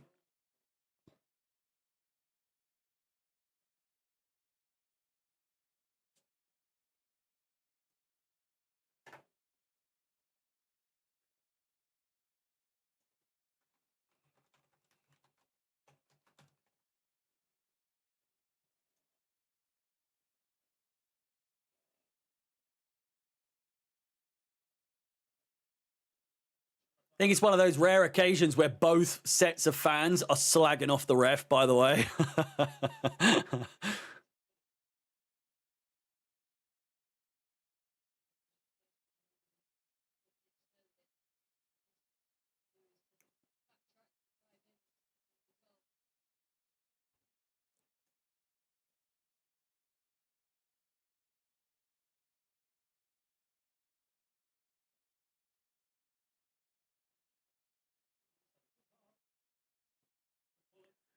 Yeah, King's been good.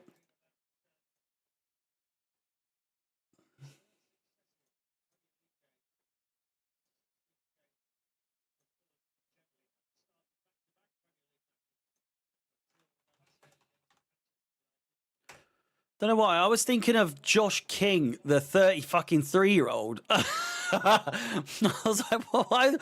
How are they praising him so much? And then I realized it's another kid called Josh King who's like a fucking child.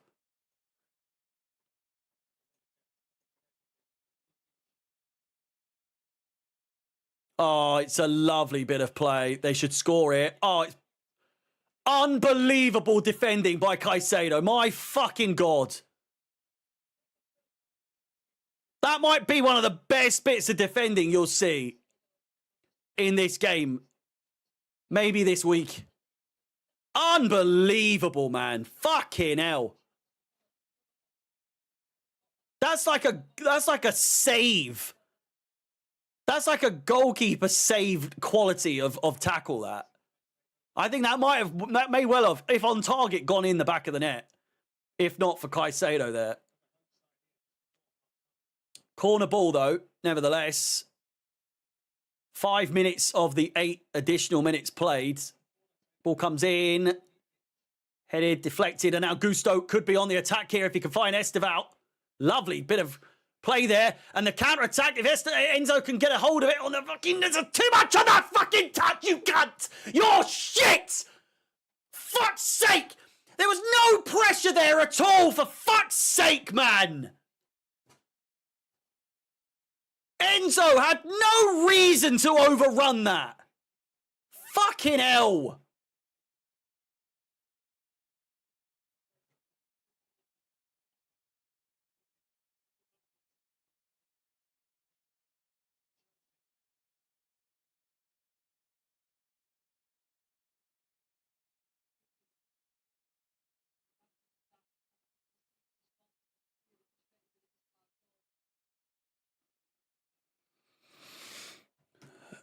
Enzo's been shit today. Fucking awful.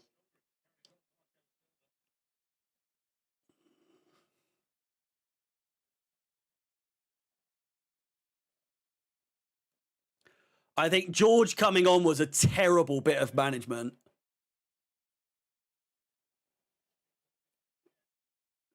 Pedro should have gone up top. Andre Santos come on.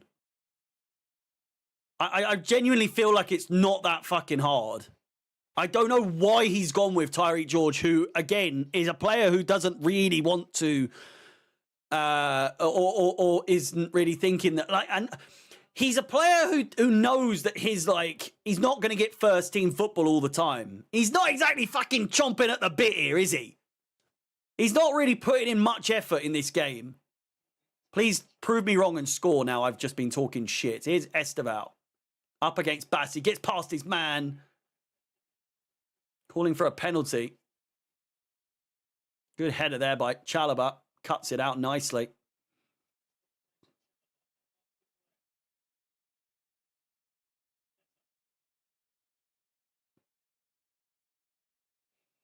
We all know he's not going to make a substitution at halftime, especially if we score before halftime. Here's Enzo Fernandez. Chalobah might have a shot from distance. He does. Deflected. Corner ball.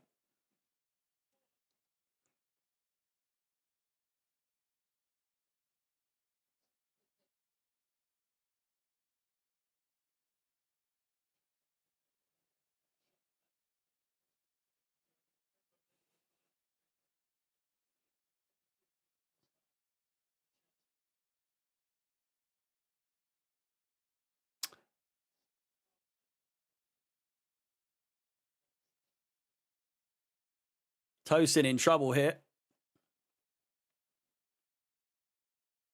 This will be the final chance of the half.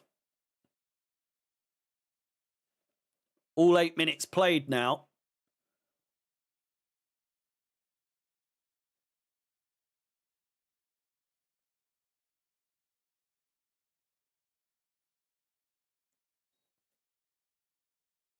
Final chance.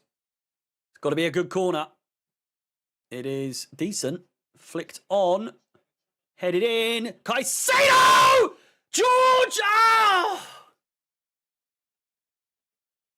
George at the back post. Just couldn't put it away. Don't go short, man. You've got to hit this. What a chance. Our set pieces have been good this season so far in the opening games. Enzo with the cross. Decent again! And there we go! It's Joao Pedro again! It's Enzo clock! It's Enzo clock! Set piece! We're just so good at them this season. I don't understand. Joao Pedro, he does it all. He does it all. With his head, with his feet, with his fucking nuts. It doesn't matter. He'll get it in the back of the net one way or another. Right on half-time. Arguably the last touch of the half. Chelsea go in at half-time 1-0 up. Fulham will feel a little hard, very hard done by realistically. It should be 1-1 if we're being completely honest. It's a fantastic finish. Goals in first 5 starts for Chelsea in the Premier League era. 7 for Costa, 7 for Tammy Abraham was that. And 5 for Joao Pedro.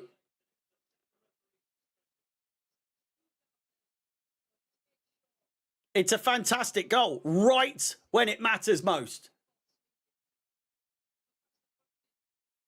Oh, it's just so good.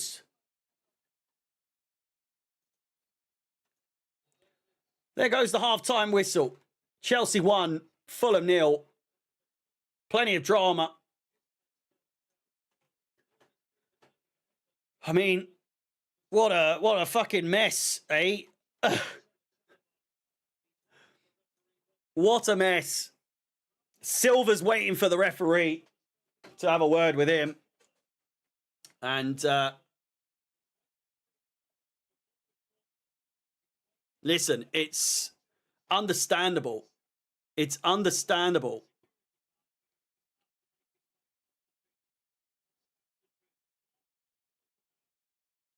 It's gone completely the way that Fulham wouldn't have wanted it to. They've got security guards around the referee, by the way. What the fuck is going on?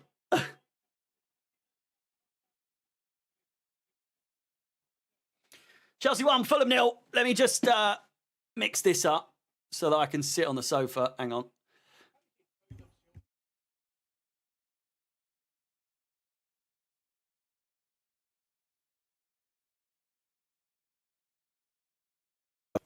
Can you hear me? There we go.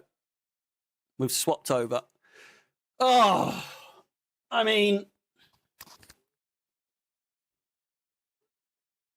Oh, we're very close. Hello.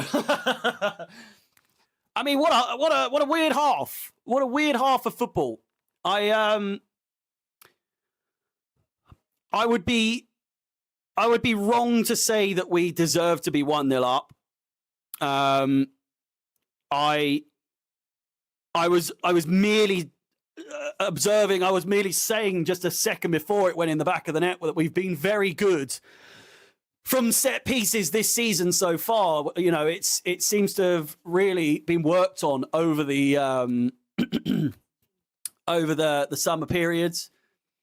In the short time that we've had to work on that sort of thing, we've improved significantly since the last season or two, and it's been put into practice because once again, I mean, and it's also like the type of people scoring from these. Caicedo scoring from one the other day, I think, if I'm not mistaken, that was from a corner. And now Joao Pedro scoring. It's not just your typical defenders that are getting these goals, you know. I'm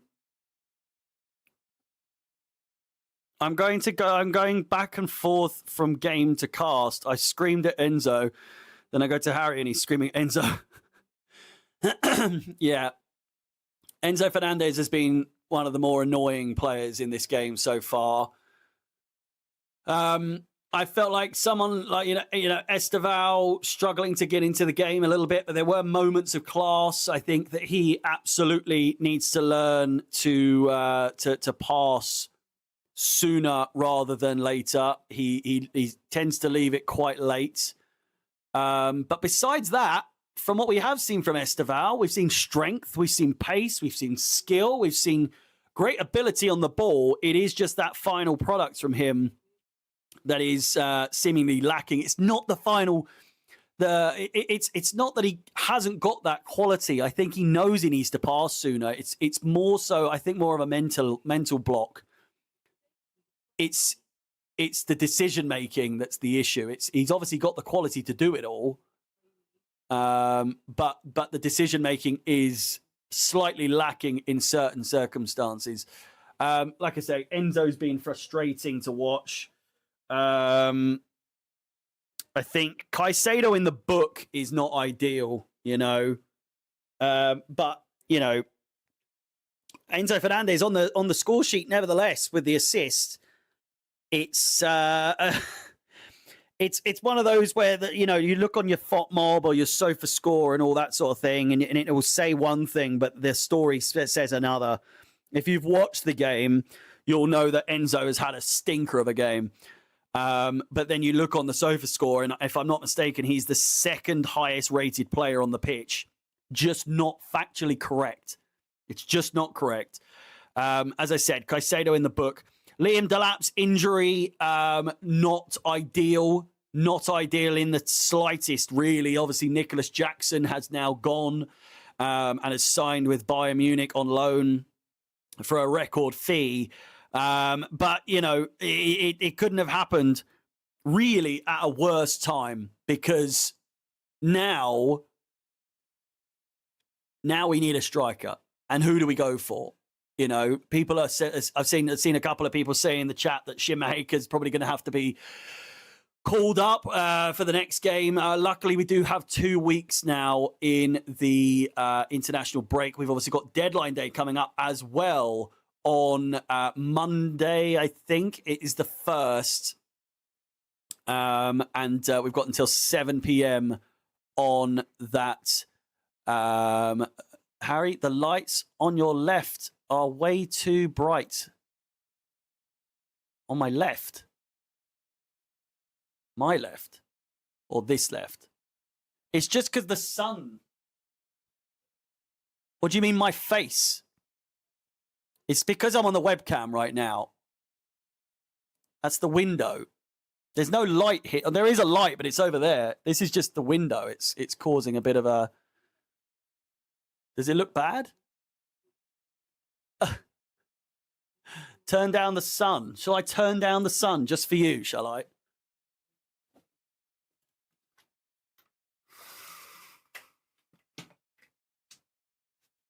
Is that better? That may well be better. There we go. I had a word with the man upstairs. I said, can you turn it down a little bit, please? I've got a show going on here. Thank you very much.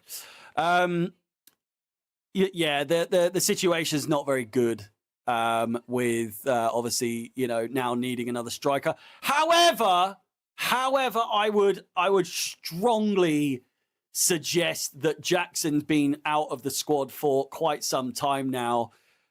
Since that red card against Flamengo, I would argue that was it. He was never destined to play for Chelsea ever again.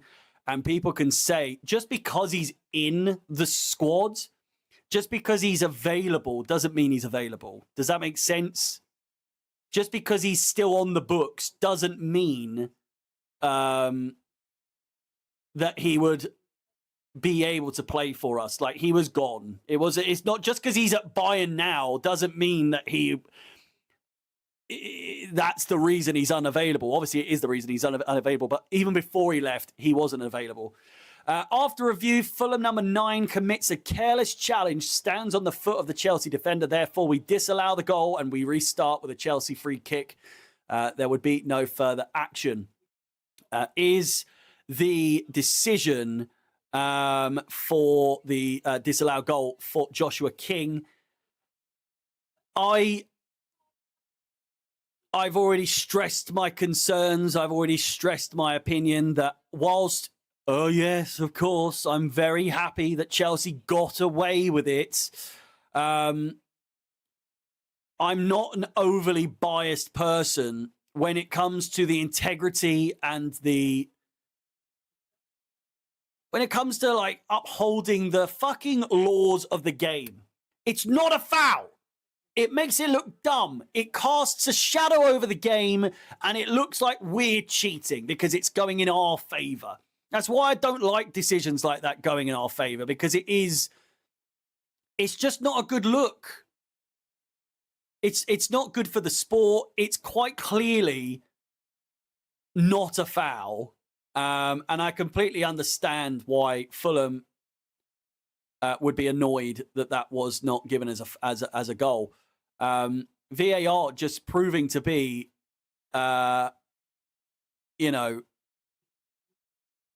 just one of the worst things integrated into the modern day that we've ever seen. How can goal line technology and semi-automated offsides be so accurate, yet everything else? I just don't think that VAR works because it's down to interpretation. It's not clear cut. I mean, for me, that was clearly not a foul, but I can see why people would argue that it's, it's like quite hard play. It's reckless play on Chalobah. It's dangerous, so on and so forth. I get the argument. I just don't think that it was enough to suggest that the goal shouldn't stand. And so for me, VAR, there has been so much more instances of incompetence shown than instances of, wow, that's a really good decision. Wow, fair play. You did a really good job there. I just think it's just constantly bad. It's just never good. There's no consistency with decisions. One person's decision is another one's decision. Like, it's just one person could say one thing and then next week VAR could say a completely different thing. It's never consistent. It's always different because it comes up to interpretation rather than the letter of the law or how we see it. VAR will never work, at least in the English game. I don't know what it's like with, in Italy or in France or whatever, but it's not working. It never has worked. I think but they won't do this, by the way, but I think you keep goal line technology. It's always worked, besides that one instance with Aston Villa, I think it was, and Sheffield United, I think, maybe. Other than that, I don't think it's ever been wrong. You keep semi-automated offsides. And other than that, you scrap VAR. Just let the game flow. Just do what, it is what it is. That sort of thing, that sort of incident with Chalobah there is just so up to interpretation. Like I say, one person's going to go, oh, like that looks really dangerous. But they clearly aren't factoring in the fact that he clearly got the ball first. He clearly had control of the ball. He's moved the ball with his foot. He's gone his turn. He can't plant his foot anywhere else. What's he supposed to do? I don't understand. I don't understand. I don't think that the people working VAR understand either, to be completely honest with you. And therein lies the issue. There's a miscommunication. There's we know from the video or the VAR in review segments on Sky Sports where they go back and they like referee watch and all that sort of thing. And they'll say one thing and they'll go, oh, they've, from what we know, or even when they show the actual footage of it and you can hear the audio, the VAR will have audibly said to the referee there, we believe that it's a foul. You need to go and check. So then in that moment, the referee's decision now thinking, right, for the sake of like, they've got video assistant. They can see the video. I can't see it. So now I know that they think that I've made the wrong decision because they're advising me to go and look at the video. They're going to show the worst case angle for it to make it look really, really bad. And then the referee on the pitch is going to sway his opinion because he's like, well, they suggested it's a foul. So now I probably should think it's a foul. Do you know what I mean? He just gets influenced. And then it takes 6-7 minutes. You've got 8 minutes, 9 minutes of additional time in a first half of a game. It's just a joke. The game's a fucking mess. Football is not football anymore. It's just an absolute shell of the sport that it once was. The sooner VAR is scrapped and they just go, do you know what? We might have made a mistake, trying to integrate this into football. Semi-automated offsides maintains its place. Goal line technology maintains its place, but VAR will just kind of take the L on that, and it is what it is. We'll just admit defeat in that regards. With that said, let's move back over to how are we liking that, by the way? 2 different camera angles. It just means that I can sit back on a sofa for the half-time fucking phase, and I'm not going to do me back in this fucking thing. Let me swap over.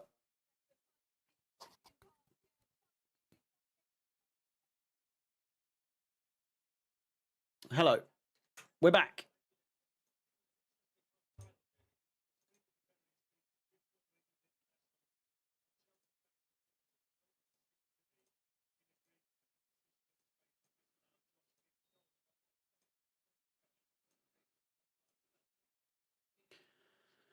We're underway. Jaylen, thank you very much for the super chat. We played Haramball in the first half and 1-0 up. Happy days. It's a good sign when you play as shit as we did and we're still leading.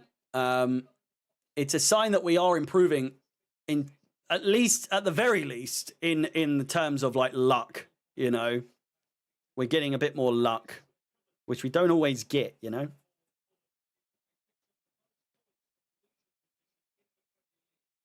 Points won from a losing position in the Premier League since last season. 23 for Fulham, but 20 for Chelsea.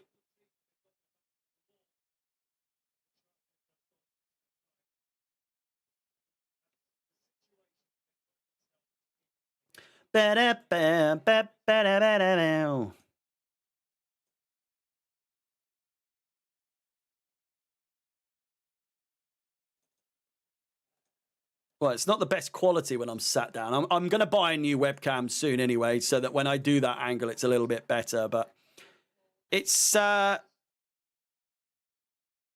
a go, Yeah, my throat's a bit sore, I must say. It's definitely a bit sore after that half.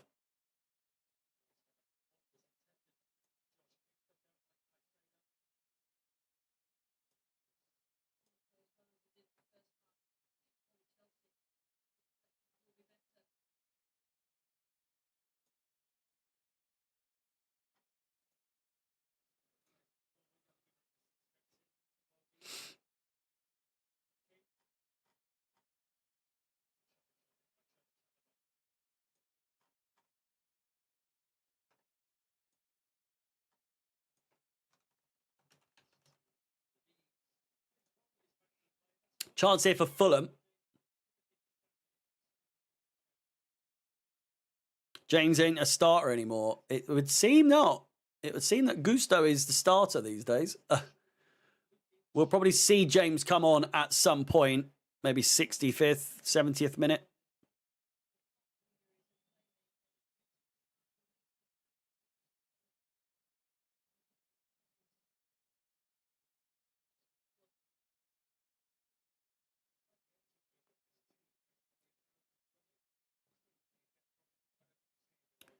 Goal kick for Chelsea. We're 2 likes away from 150 on the channel. On the screen. On the fucking stream. Whatever you want to call it. Jesus Christ. Excuse my name. I'm a huge Chelsea fan. Daniel Scouse. Find that hard to believe. I'll take your word for it. I'll take your word for it. It's an unfortunate name for a Chelsea fan if you are.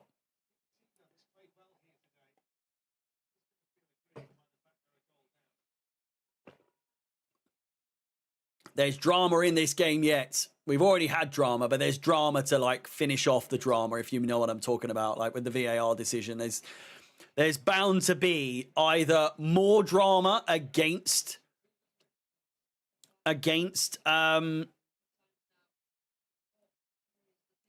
Fulham, or there'll be retribution. Do you know what I'm saying?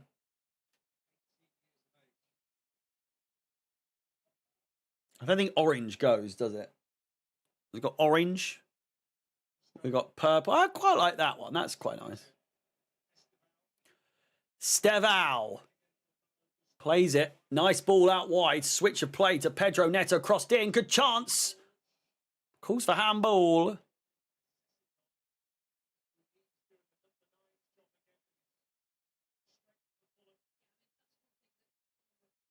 Opinions on Buonanotte?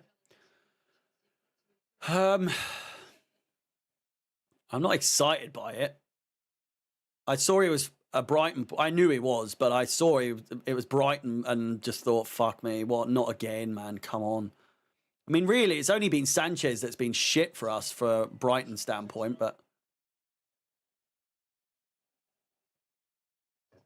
Caicedo coming in. Fuck off. He got the handball! That's handball, man! It's handball. Sorry. This is what I'm talking about. They're not going to give this as a penalty. They're not going to give this as a penalty. He's got his arms up like that. That's handball. It's a penalty every fucking day of the week. You can't fuck up that last VAR and then not give this. His arms are up like that. It's a penalty.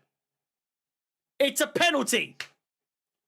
It's a fucking penalty every day of the week.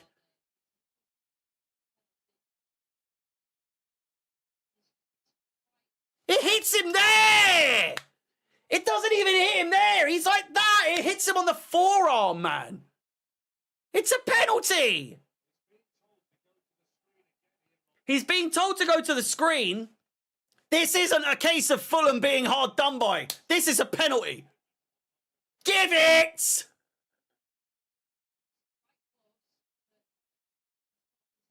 not close at all. It's not close at all. As in, whatever her name is commentating, saying it's a bit close. It's a great tackle by Caicedo, by the way. Don't know why they're checking that. It's a great tackle.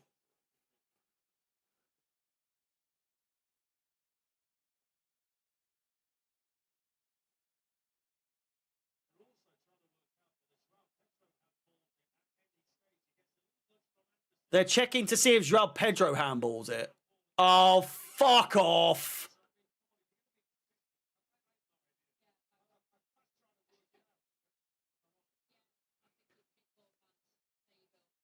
João Pedro, they're saying there was a handball on him in the build-up. I think João Pedro's is in a natural position. It gets blasted at him, but then it comes out to here. This is a penalty.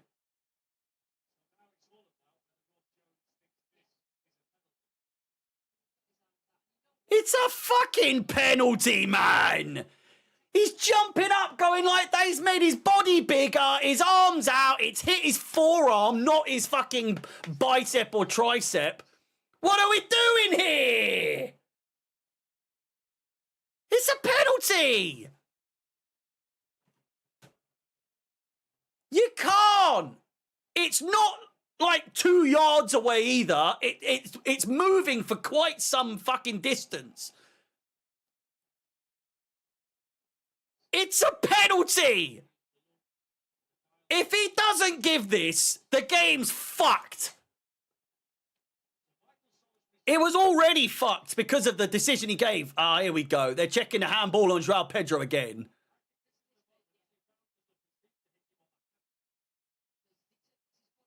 There. He can't move that. I'm sorry. Joao Pedro cannot move. And in the speed of the game and everything, there's no fucking way. That's not a handball. That's a handball. That's a handball. Joao Pedro's one is not.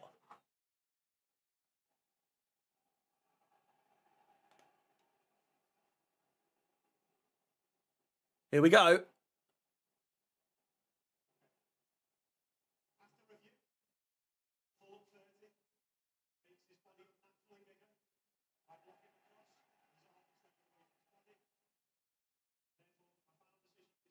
Penalty! Come on! It's a penalty, and Silva can laugh all he wants. I get he's upset. It's a fucking penalty.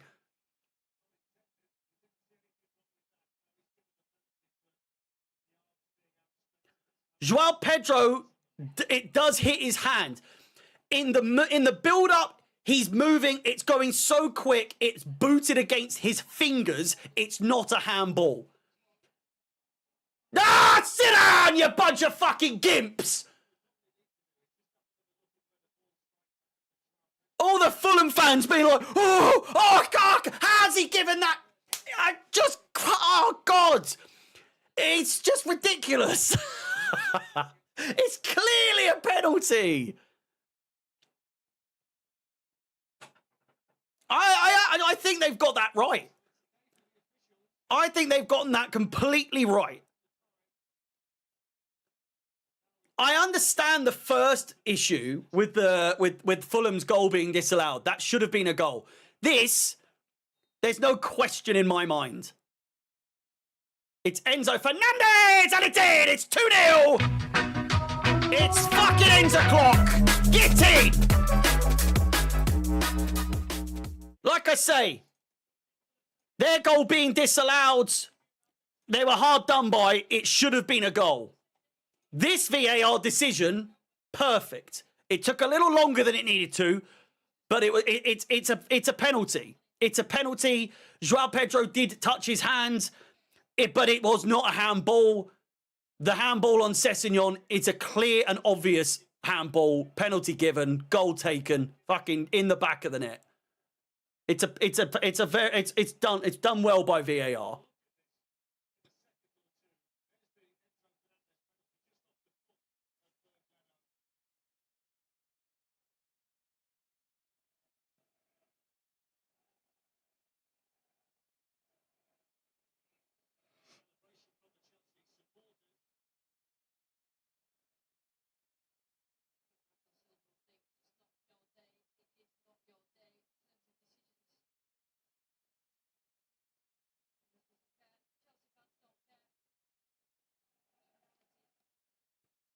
The only people that will think that that's being, that was the wrong decision are Fulham fans in this scenario. And I get you're upset. I get it. I get it. But you need to see the bigger picture here. That they've done the right decision there. It's the right decision.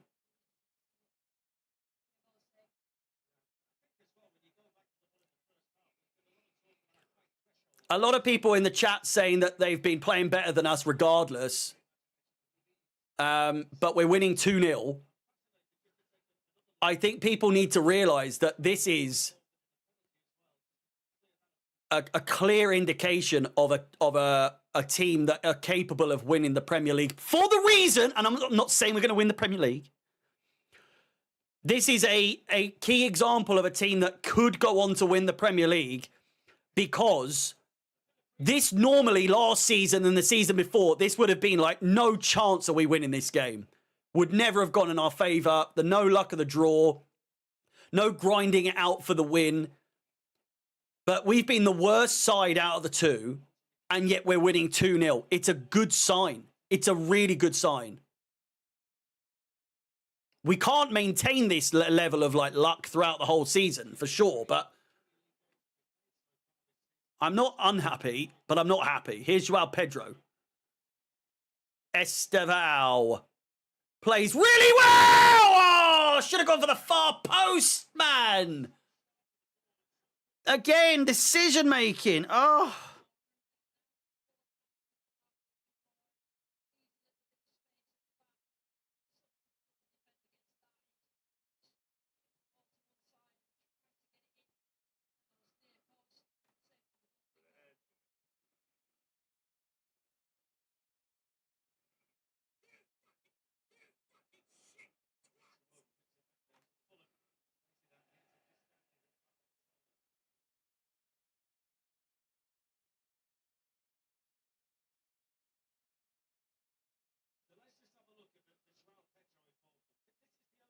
They're looking at Joao Pedro's handball.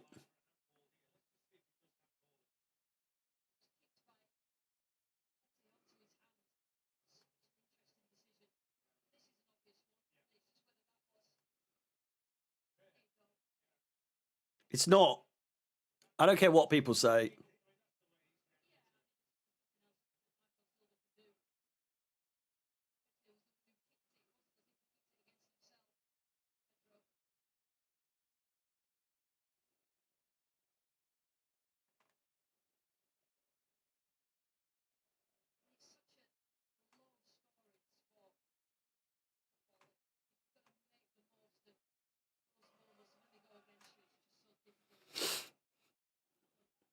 Fulham's had no luck today. It's just the way it goes. It's just the way it goes, man.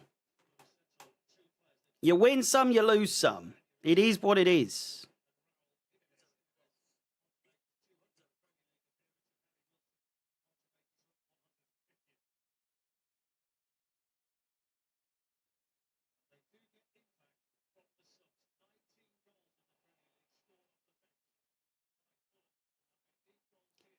Here we go. Pedro Neto inside. Enzo Fernandez.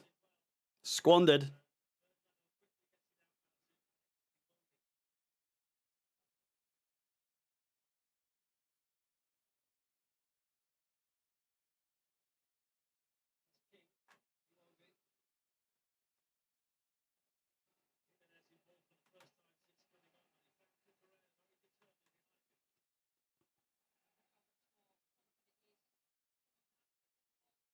Sorry, I'll just post in the reactions. 162 likes on the stream. Let's try and get to 200 as soon as possible. Don't know what I'm going to do with the rest of the day. Like I say, I've got the house to myself. I haven't seen Rufus in a considerable amount of time. Slightly worried where he is. I might have to go and look for him in a sec.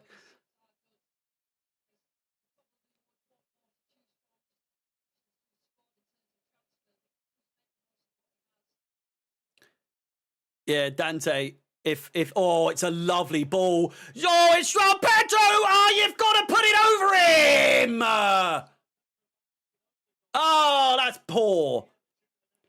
That's poor. Oh, mate, Dante, the games today fucking stink. It's Leeds versus Newcastle, I think, for the is it Newcastle? Leeds Newcastle at 5:30 UK time. The 3 o'clock kickoffs stink as well.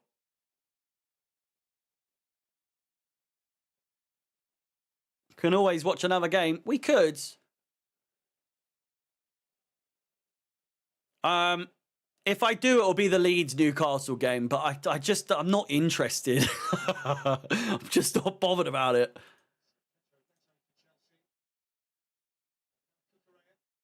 I want to get some beers as well. So I'll be going to the shop after the game.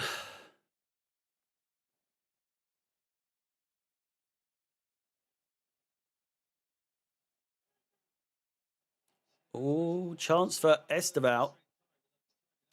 United play against Burnley. Are you live for Arsenal versus Liverpool tomorrow?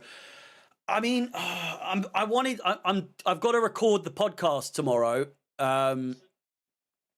for that to go up on Monday. I like to record the podcast when the game of the afternoon is on. So I would like to do the stream. I'm a bit conflicted. Plus, I kind of want the day, like a day off tomorrow because I've been fucking busy this like last 2 weeks. I'm knackered. I've been to London more times in the last 2 weeks than I have in the last like 2 years.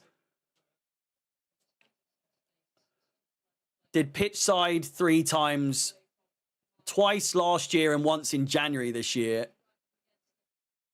But before then, I can't remember the last time I would have gone to London. But I've been up to London now about 6 times in the last 2 weeks. And I'm fucked. I'm fucking knackered. I kind of want to rest tomorrow and then get back into making regular content every day until Alex is back in town. But he is someone who requires a lot of attention, shall we say. So, Kukurea. Hopefully we can get back into doing some career mode streams as well, especially over the international break. I want to do some career mode streams on the international break. Knew I should have put Fernandez in my FPL. I've got Fernandez in my FPL, actually. I should have known. And I've got Joao Pedro as well. Oh! Nearly through to thing. My FPL, I tell you what, I had a stinky first week, but I've been smashing it.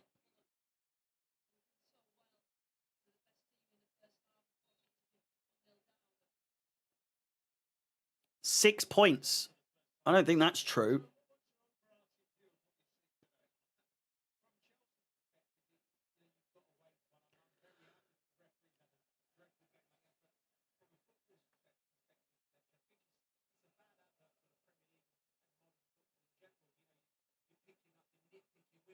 I don't know why I've only got 6. I've got Joao Pedro and Enzo in the team. Enzo's got me 11 points in this game. Assist and a goal. Fuck. Belter. Absolute belter. And then Joao Pedro with 6 points. So I should have 17 points already in this opening game. Esteval. Play it! Fucking pass! Jesus Christ, I love him, but God almighty, pass the fucking ball. Oh! Great chance. Joao Pedro coming in at the back post. Just can't get a foot on it.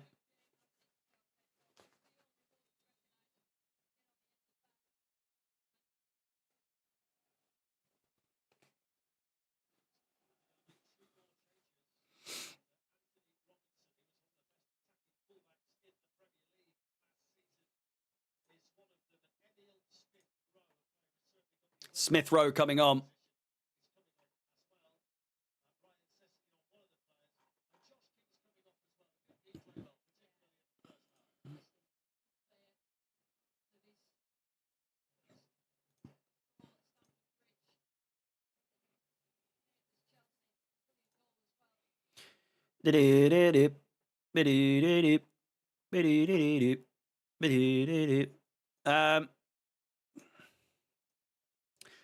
We'll see.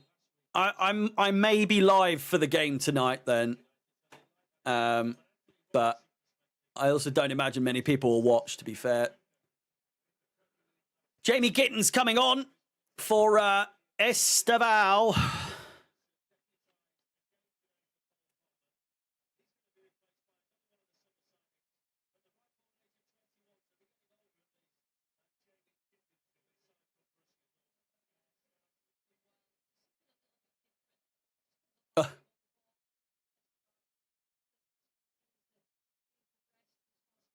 Gittins has been underwhelming. I think he's played once, mate. Calm, like, give him a chance. Fucking hell.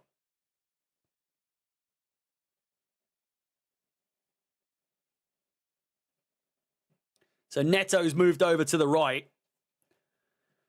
I think it's harsh to be like criticizing anyone so far, any of the new signings, when they've literally only played. This is the 3rd game of the season, you know. Let's give some people a chance. Gittins has barely played.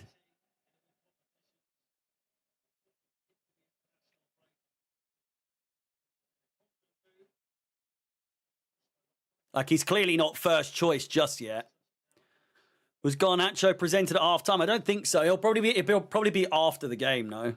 But then that's kind of pointless because everyone will have fucked off.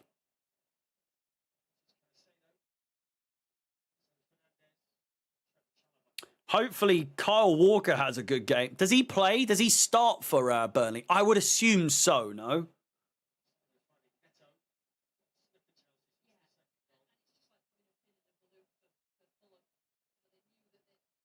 Yes. So if Kyle Walker could have a good game, that would be a lovely sort of... I've got him in my FPL just because I thought Kyle Walker for Burnley, it's a bit of a weird one, isn't it? But one that I could see being like a good points bagger. Here's Neto. Finds Tyreek George. Lovely play. Cucurella, you know he could shoot from there. Gittins. Deflected. Corner ball.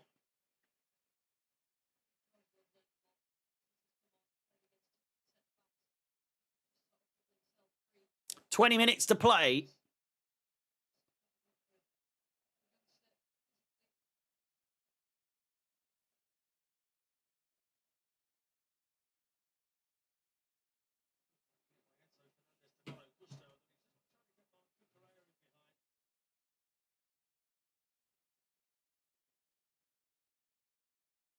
Accidentally put Chalobah in my FPL and it worked because he scored. Do you mean last week?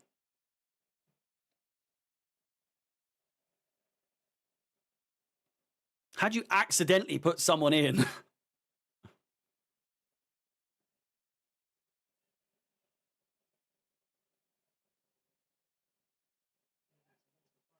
Oh, that was what I was looking for. It was Garnacho, wasn't it?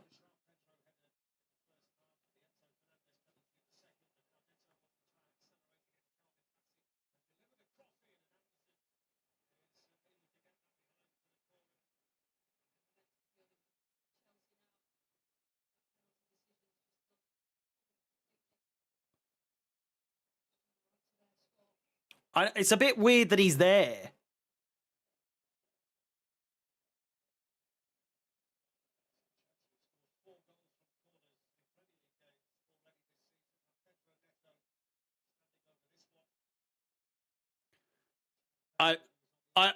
Mark Goldbridge says it the way it actually is in this scenario.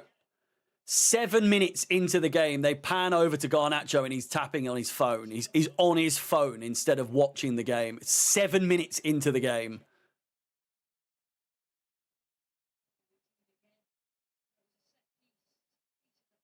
It's just such a him thing to do, isn't it?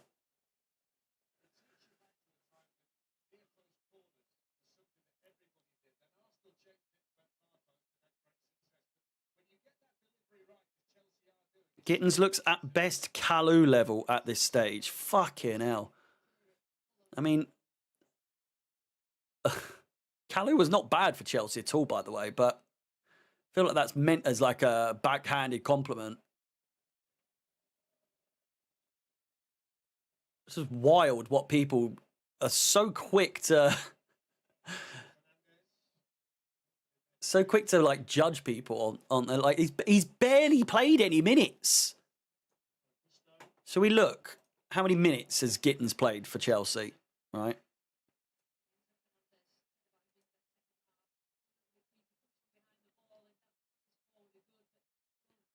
Uh, 54 minutes against Crystal Palace, 13 minutes against West Ham, and he'll get a good 25 minutes in this game. Like,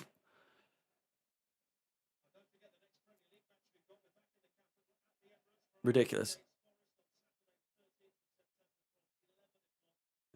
TNT barely have any games this season, by the way.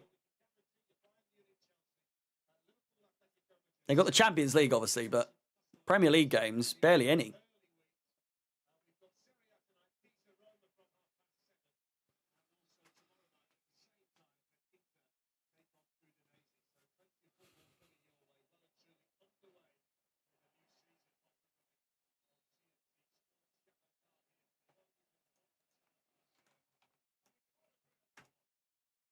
Yellow card for Iwobi.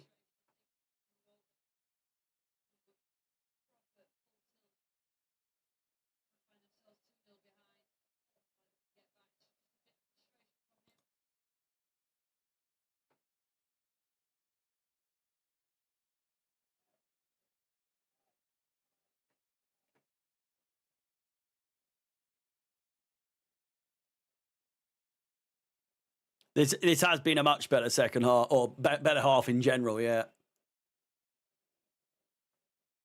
Oh, Jesus Christ. Tosin nearly giving it away to Smith Rowe. But we've definitely settled now. We've settled down, and we're looking much, much better for sure. Misplaced. Oh, fucking Gusto's got a fucking big toe like a... Jesus Christ. Sign of the times we live in when people are obsessed with social media. I mean, he is probably the most obsessed with social media footballer I've ever seen in my life.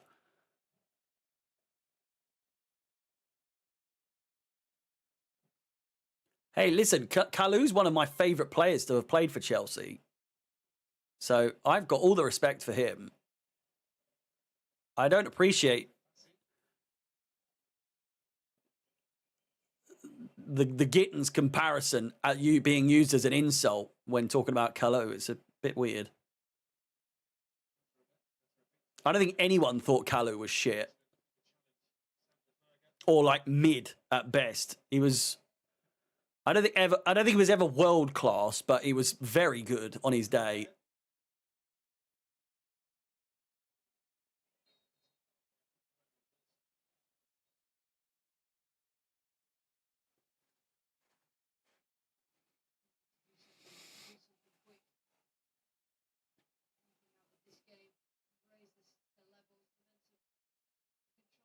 Are you happy with our signings? Yeah. But no. But yeah. But no. Kind of. For the most part, yes. Garnacho stinks. But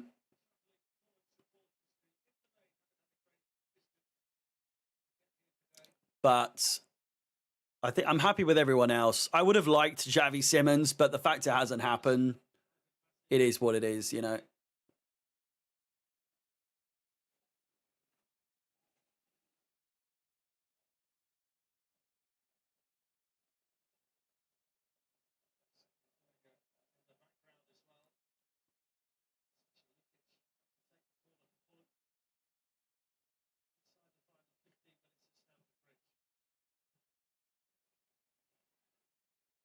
Jesus Christ.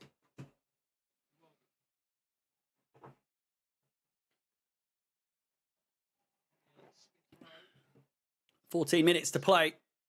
Please do like the stream if you haven't done so already. 200 of you watching at the moment.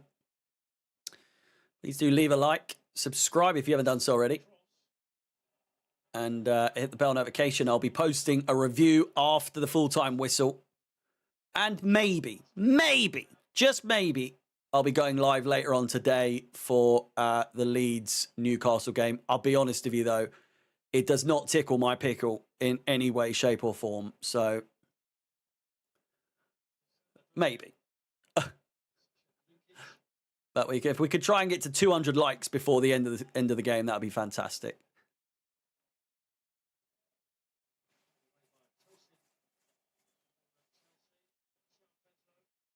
Here is Joao Pedro.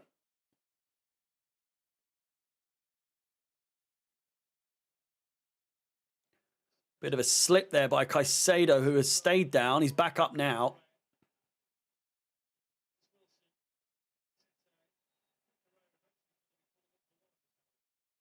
Cucurella penalised.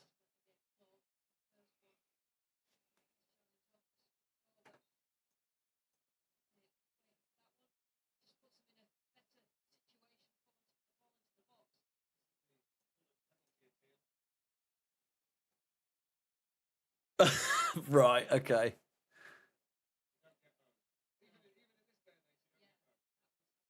They're calling for a penalty.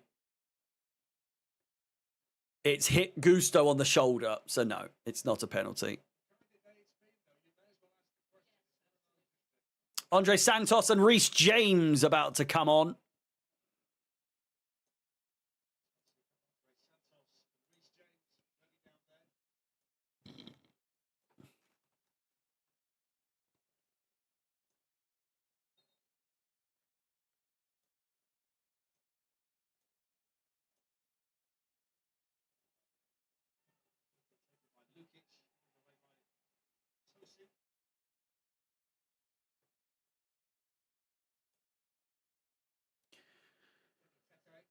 You forgot we signed in Ciso too from Brighton. I mean, Blueco did.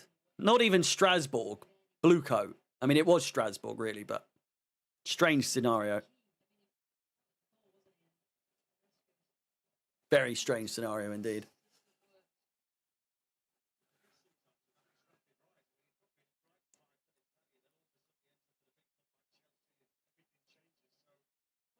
Was he not there that long? How long was Caicedo at Brighton? Has he now played more games for us? He has. Considerable amount more.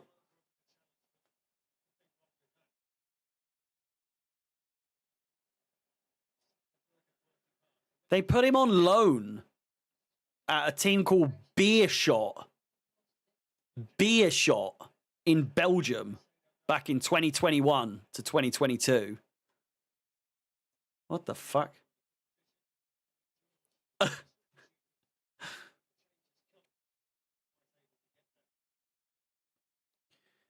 Thank you, Reese.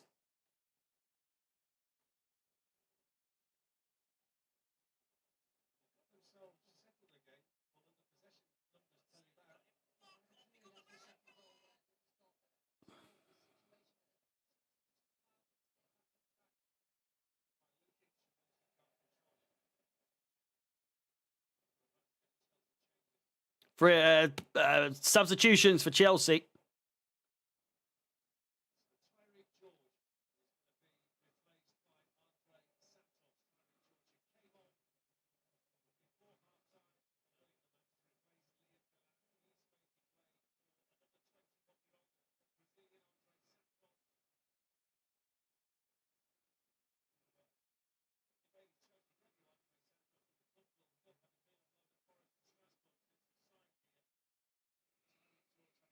Have we been good? I'd say that we've gradually progressed.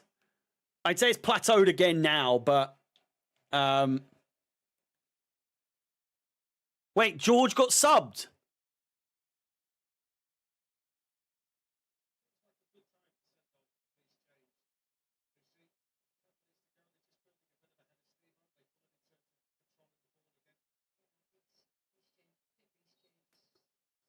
Are you joking?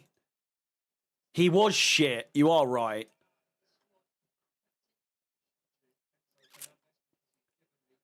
That is so like harsh, isn't it? Being subbed on and subbed off in the same game. It's not something you see very often, but Jesus Christ, he was poo.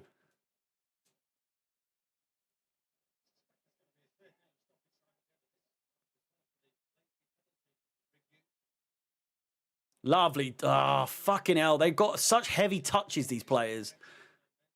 Caicedo. James. Back to Caicedo. Oh, it's lovely play.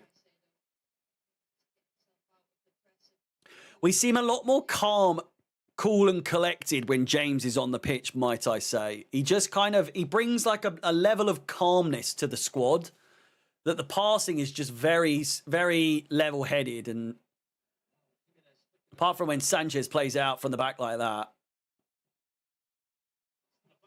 Played in, cleared out. What do you think the Man United versus Burnley score is going to be? Oh, I've gone 1-0 Burnley. I think they snatch it. I think it'll be 0-0 for the long time, and then it'll be they'll snatch it. Fofana's talking shit to Robinson.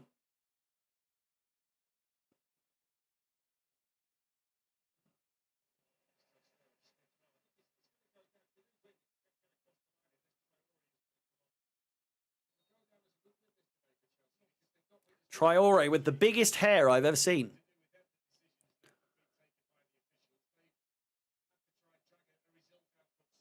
Where's that all come from?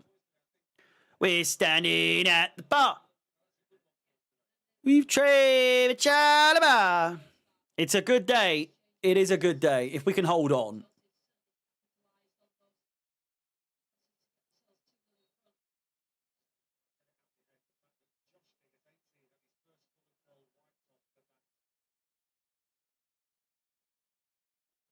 Oh, it's lovely play by Andre Santos. João Pedro, the Brazilians in full force here. Got to be offside. Lovely play.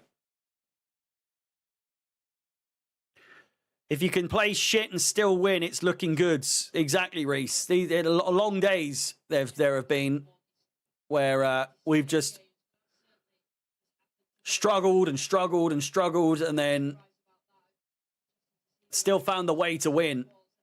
That's the sign of a successful team, is a team that can still find a way to win even when they play like we have done today. We've progressively gotten better, but I think it's also a factor of like Fulham have progressively just given up because they just know it's not their day today, unfortunately for them. But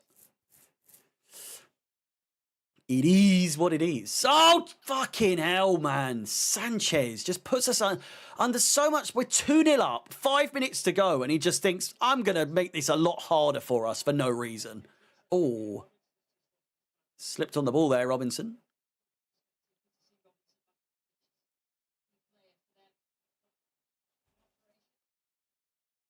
Seven points out of 9 is a great start to the season. Hopefully it keeps going. Absolutely. And I'd still argue that 2 points, a point against Palace on the opening day is still not that bad.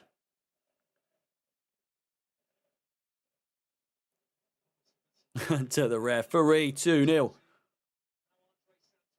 Oh, it may still go through to Joao Pedro! Saved! Oh my God, he's unreal. Joao Pedro is one of those where he's here, he's there, he's every fucking where. Joao Pedro!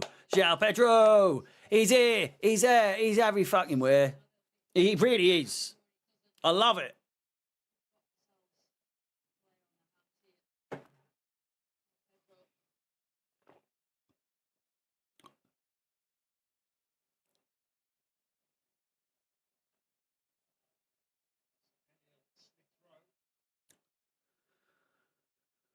Who came off for James? Chalobah? Neto. Chalobah's still on the pitch. Tyreek George came off for Santos and Neto came off for James.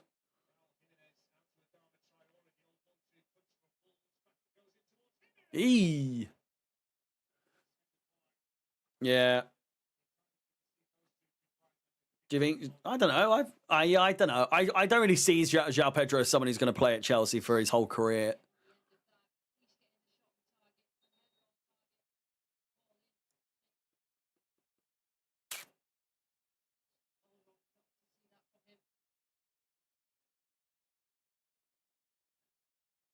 Yeah, let's keep a clean sheet, please. You meant Steve. Esteval will go to Barcelona, like, no doubt about it. No doubt.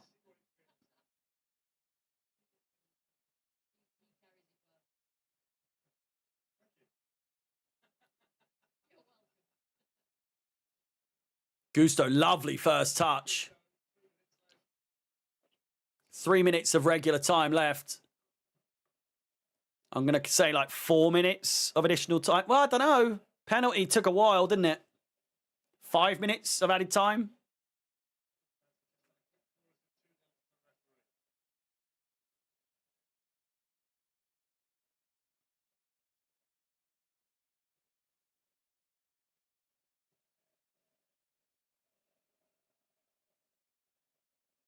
Andre Santos doing some good tracking down there.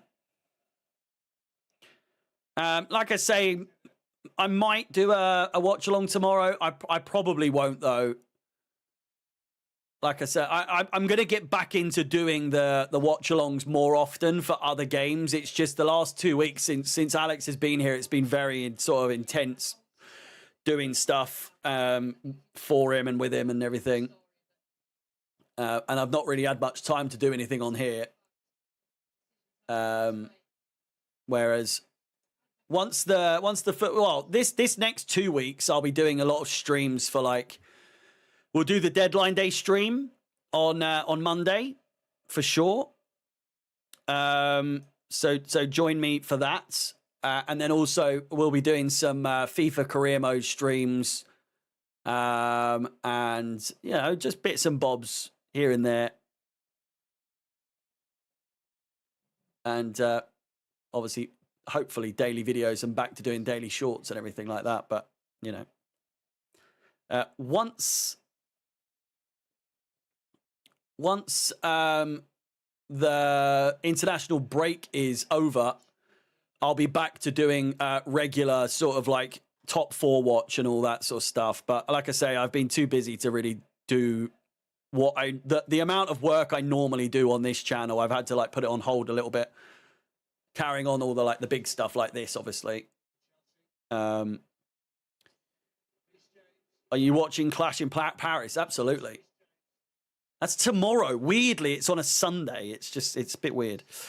You're crushing it, Aura. Thank you very much, mate. I'm very busy, but it's good fun at the same time. I'd rather be tired from doing what I'm doing than loads of energy from not doing anything at all. Do you know what I mean? I've met Jason Cundy twice. I've met Troy, obviously, twice now. I've met Asmir Begovic. I met Jermaine Pennant in the TalkSport studio.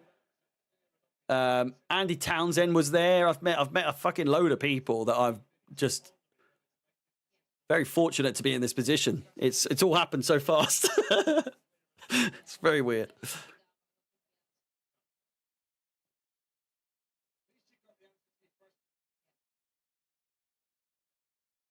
Eight minutes again. Fucking hell.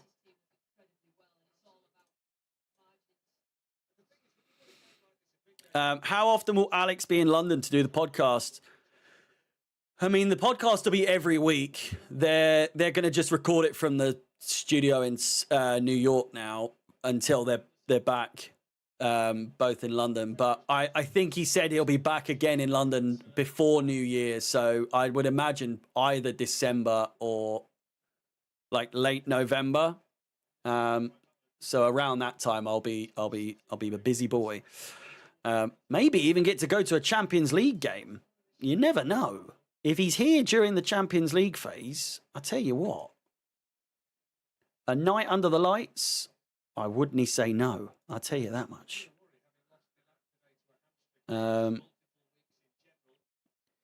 When might it be? Maybe the Carabao game? Chelsea-Barcelona. I mean, I hate to brag, but I have already been to a Chelsea-Barcelona game at Stamford Bridge. In the Champions League. I was there the first time Messi ever scored against Chelsea. I was at the game. I had a very good seat, front row seat from, I think it was the Shed Upper. Willian's goal that night. Brilliant night. Great night. Didn't win. I think it was a draw. I think it was 1-1 in the end. We then went on to get absolutely peppered at the new camp. So, you know. It is what it is. Are you still doing a Pod O'Clock episode with Alex, just not in person? Oh my God, that was close. I mean, ideally, I wanted to do it in person, but it's just not, you know. Is that when Del Horno got sent off? No. It was 2018.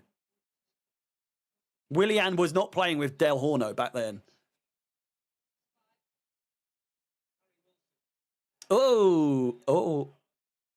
Andre Santos. I thought that was Caicedo then.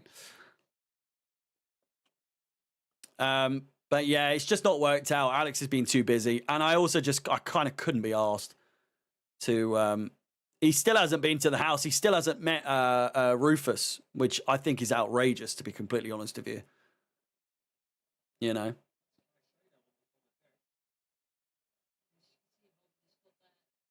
But like I say, he's been a busy man. Been a busy man.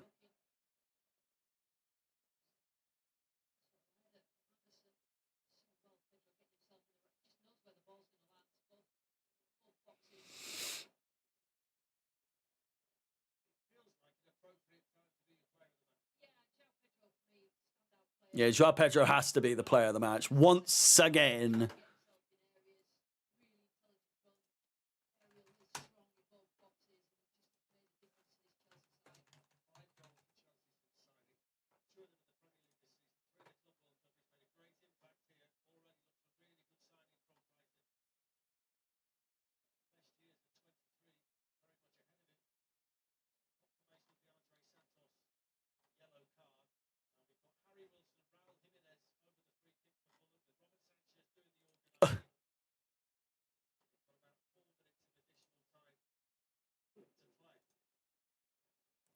Do you think we'll sign anyone else before the window shuts? Probably. I mean, you never know. 178 likes on the stream. We are just 4 minutes away from full time. Let's try and get to 200 likes before the end of the stream. That would be absolutely fantastic. Yeah, just not in person. Ideally, I want to start getting guests on like in the next few weeks. I want to get Alex on at some point, I guess. I want to get Asmir Begovic on, to be fair. We hit it off really well, I thought. He's a really nice bloke. And he was very supportive of the fact that I do my own stuff. And he was angry at Alex for never being on the channel, ever. And so I feel like Alex and Asmir are like really good friends. They've been friends for like 6 or 7 years now. I feel like I could use my connections with Alex to get Asmir to appear on the podcast at some point in the future. And then there's a couple of other people as well I want to get on, like other YouTube, Chelsea YouTubers. Racking up those celebrities, mate. Mate, I've got to make the most of it, you know? I don't think I'll ever get Troy on the podcast, but you never know. You never know. Me and Troy, we're basically best mates at this point. It's, he's got that tough love, you know? He's one of those people, he banters you very, very hard, and you've just got to kind of take it, you know? Did Asmir win the league with us? He did.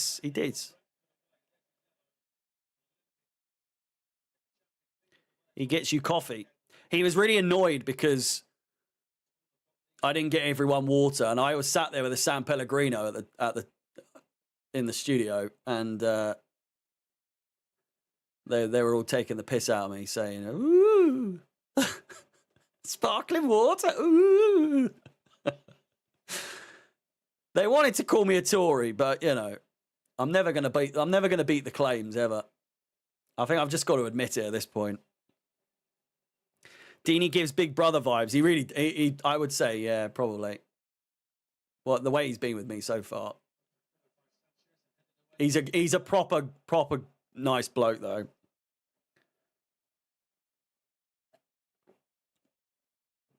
I'm not just saying that now, either.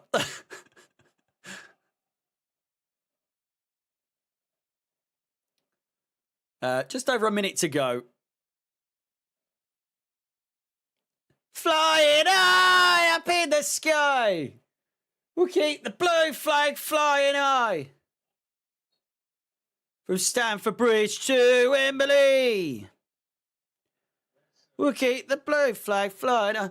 I don't give a fuck about Timothy Chalamet. Who gives a fuck? What football fan gives a shit about some heartthrob fucking teenage girls fucking fan, someone who they fancy? Who gives a bollocks? Big Steve. Do you think Anto gives a fuck about Timothy Chalamet? No. No. Do you think Anto even knows who Timothy Chalamet is?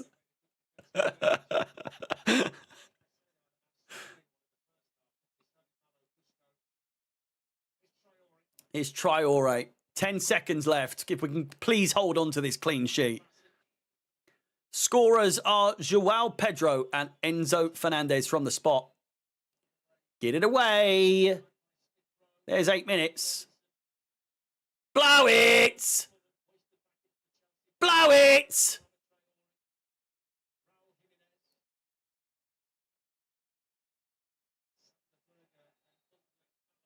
Yay! There we go. The full-time whistle blows and Chelsea rack up all 3 points. A hard-fought win. Many will argue, most of those being Fulham fans and rival fans, neutrals alike, will all claim that Chelsea have got one over on Fulham there, or that the referee's done them. And I would argue, probably. They should have had at least a goal. Would it have been a different result had they got that goal allowed? More than likely. We may still have gone on and drawn or won. You never know. You never know. The fact of the matter is this is a good sign. This is a Chelsea side that are showing ways of winning even when we aren't the better team. I think we were the better team for the most of the game, but at the start it was very much Fulham we're the better team. Regardless, Chelsea with all 3 points. As it stands, we are top of the league by a point. Arsenal have Liverpool to play. Tottenham have Bournemouth to play. Liverpool have Arsenal to play. It's looking good. We could, in theory, finish the weekend on top. It's unlikely, though, all the same. If it's a draw between Arsenal and Liverpool, we will be top. If Tottenham draw or lose, then we will stay top as well. It's too early. It's too early to really start talking about the table too much, but I'm just saying it how it is. Chelsea, top of the league at the end of today's game. Barcelona and Bayern Munich, they'll be shaking after that performance. Are you live for tomorrow's game? I don't think so. I'm unsure. I might be. Like I say, I've got to record the podcast tomorrow.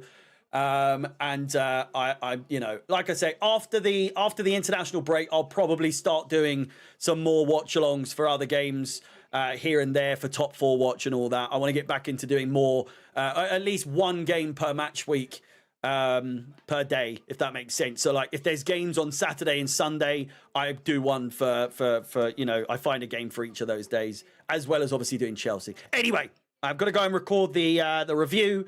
Enjoy the rest of your weekend if I don't see you until then. Again, reminder, 6 a.m. every Monday. It's Pod O'Clock, my weekly podcast where I talk about the previous week. I also talk about personal stuff. I also go into the week to come and FPL, all that sort of stuff. So do tune in. It's on YouTube and on Spotify as well. It's Pod O'Clock. The link is in the description down below. Thank you so much for watching all the super chats. Really do appreciate it. Please do smash the like button, subscribe, hit the bell notification to be notified of when I go live next or when I post again. I'll be doing a review now, and that will be up in just a few minutes' time. Enjoy the rest of your weekend. I'm going to have some beers and chill with Rufus. I'll see you later. My name is Harry out the Chelsea.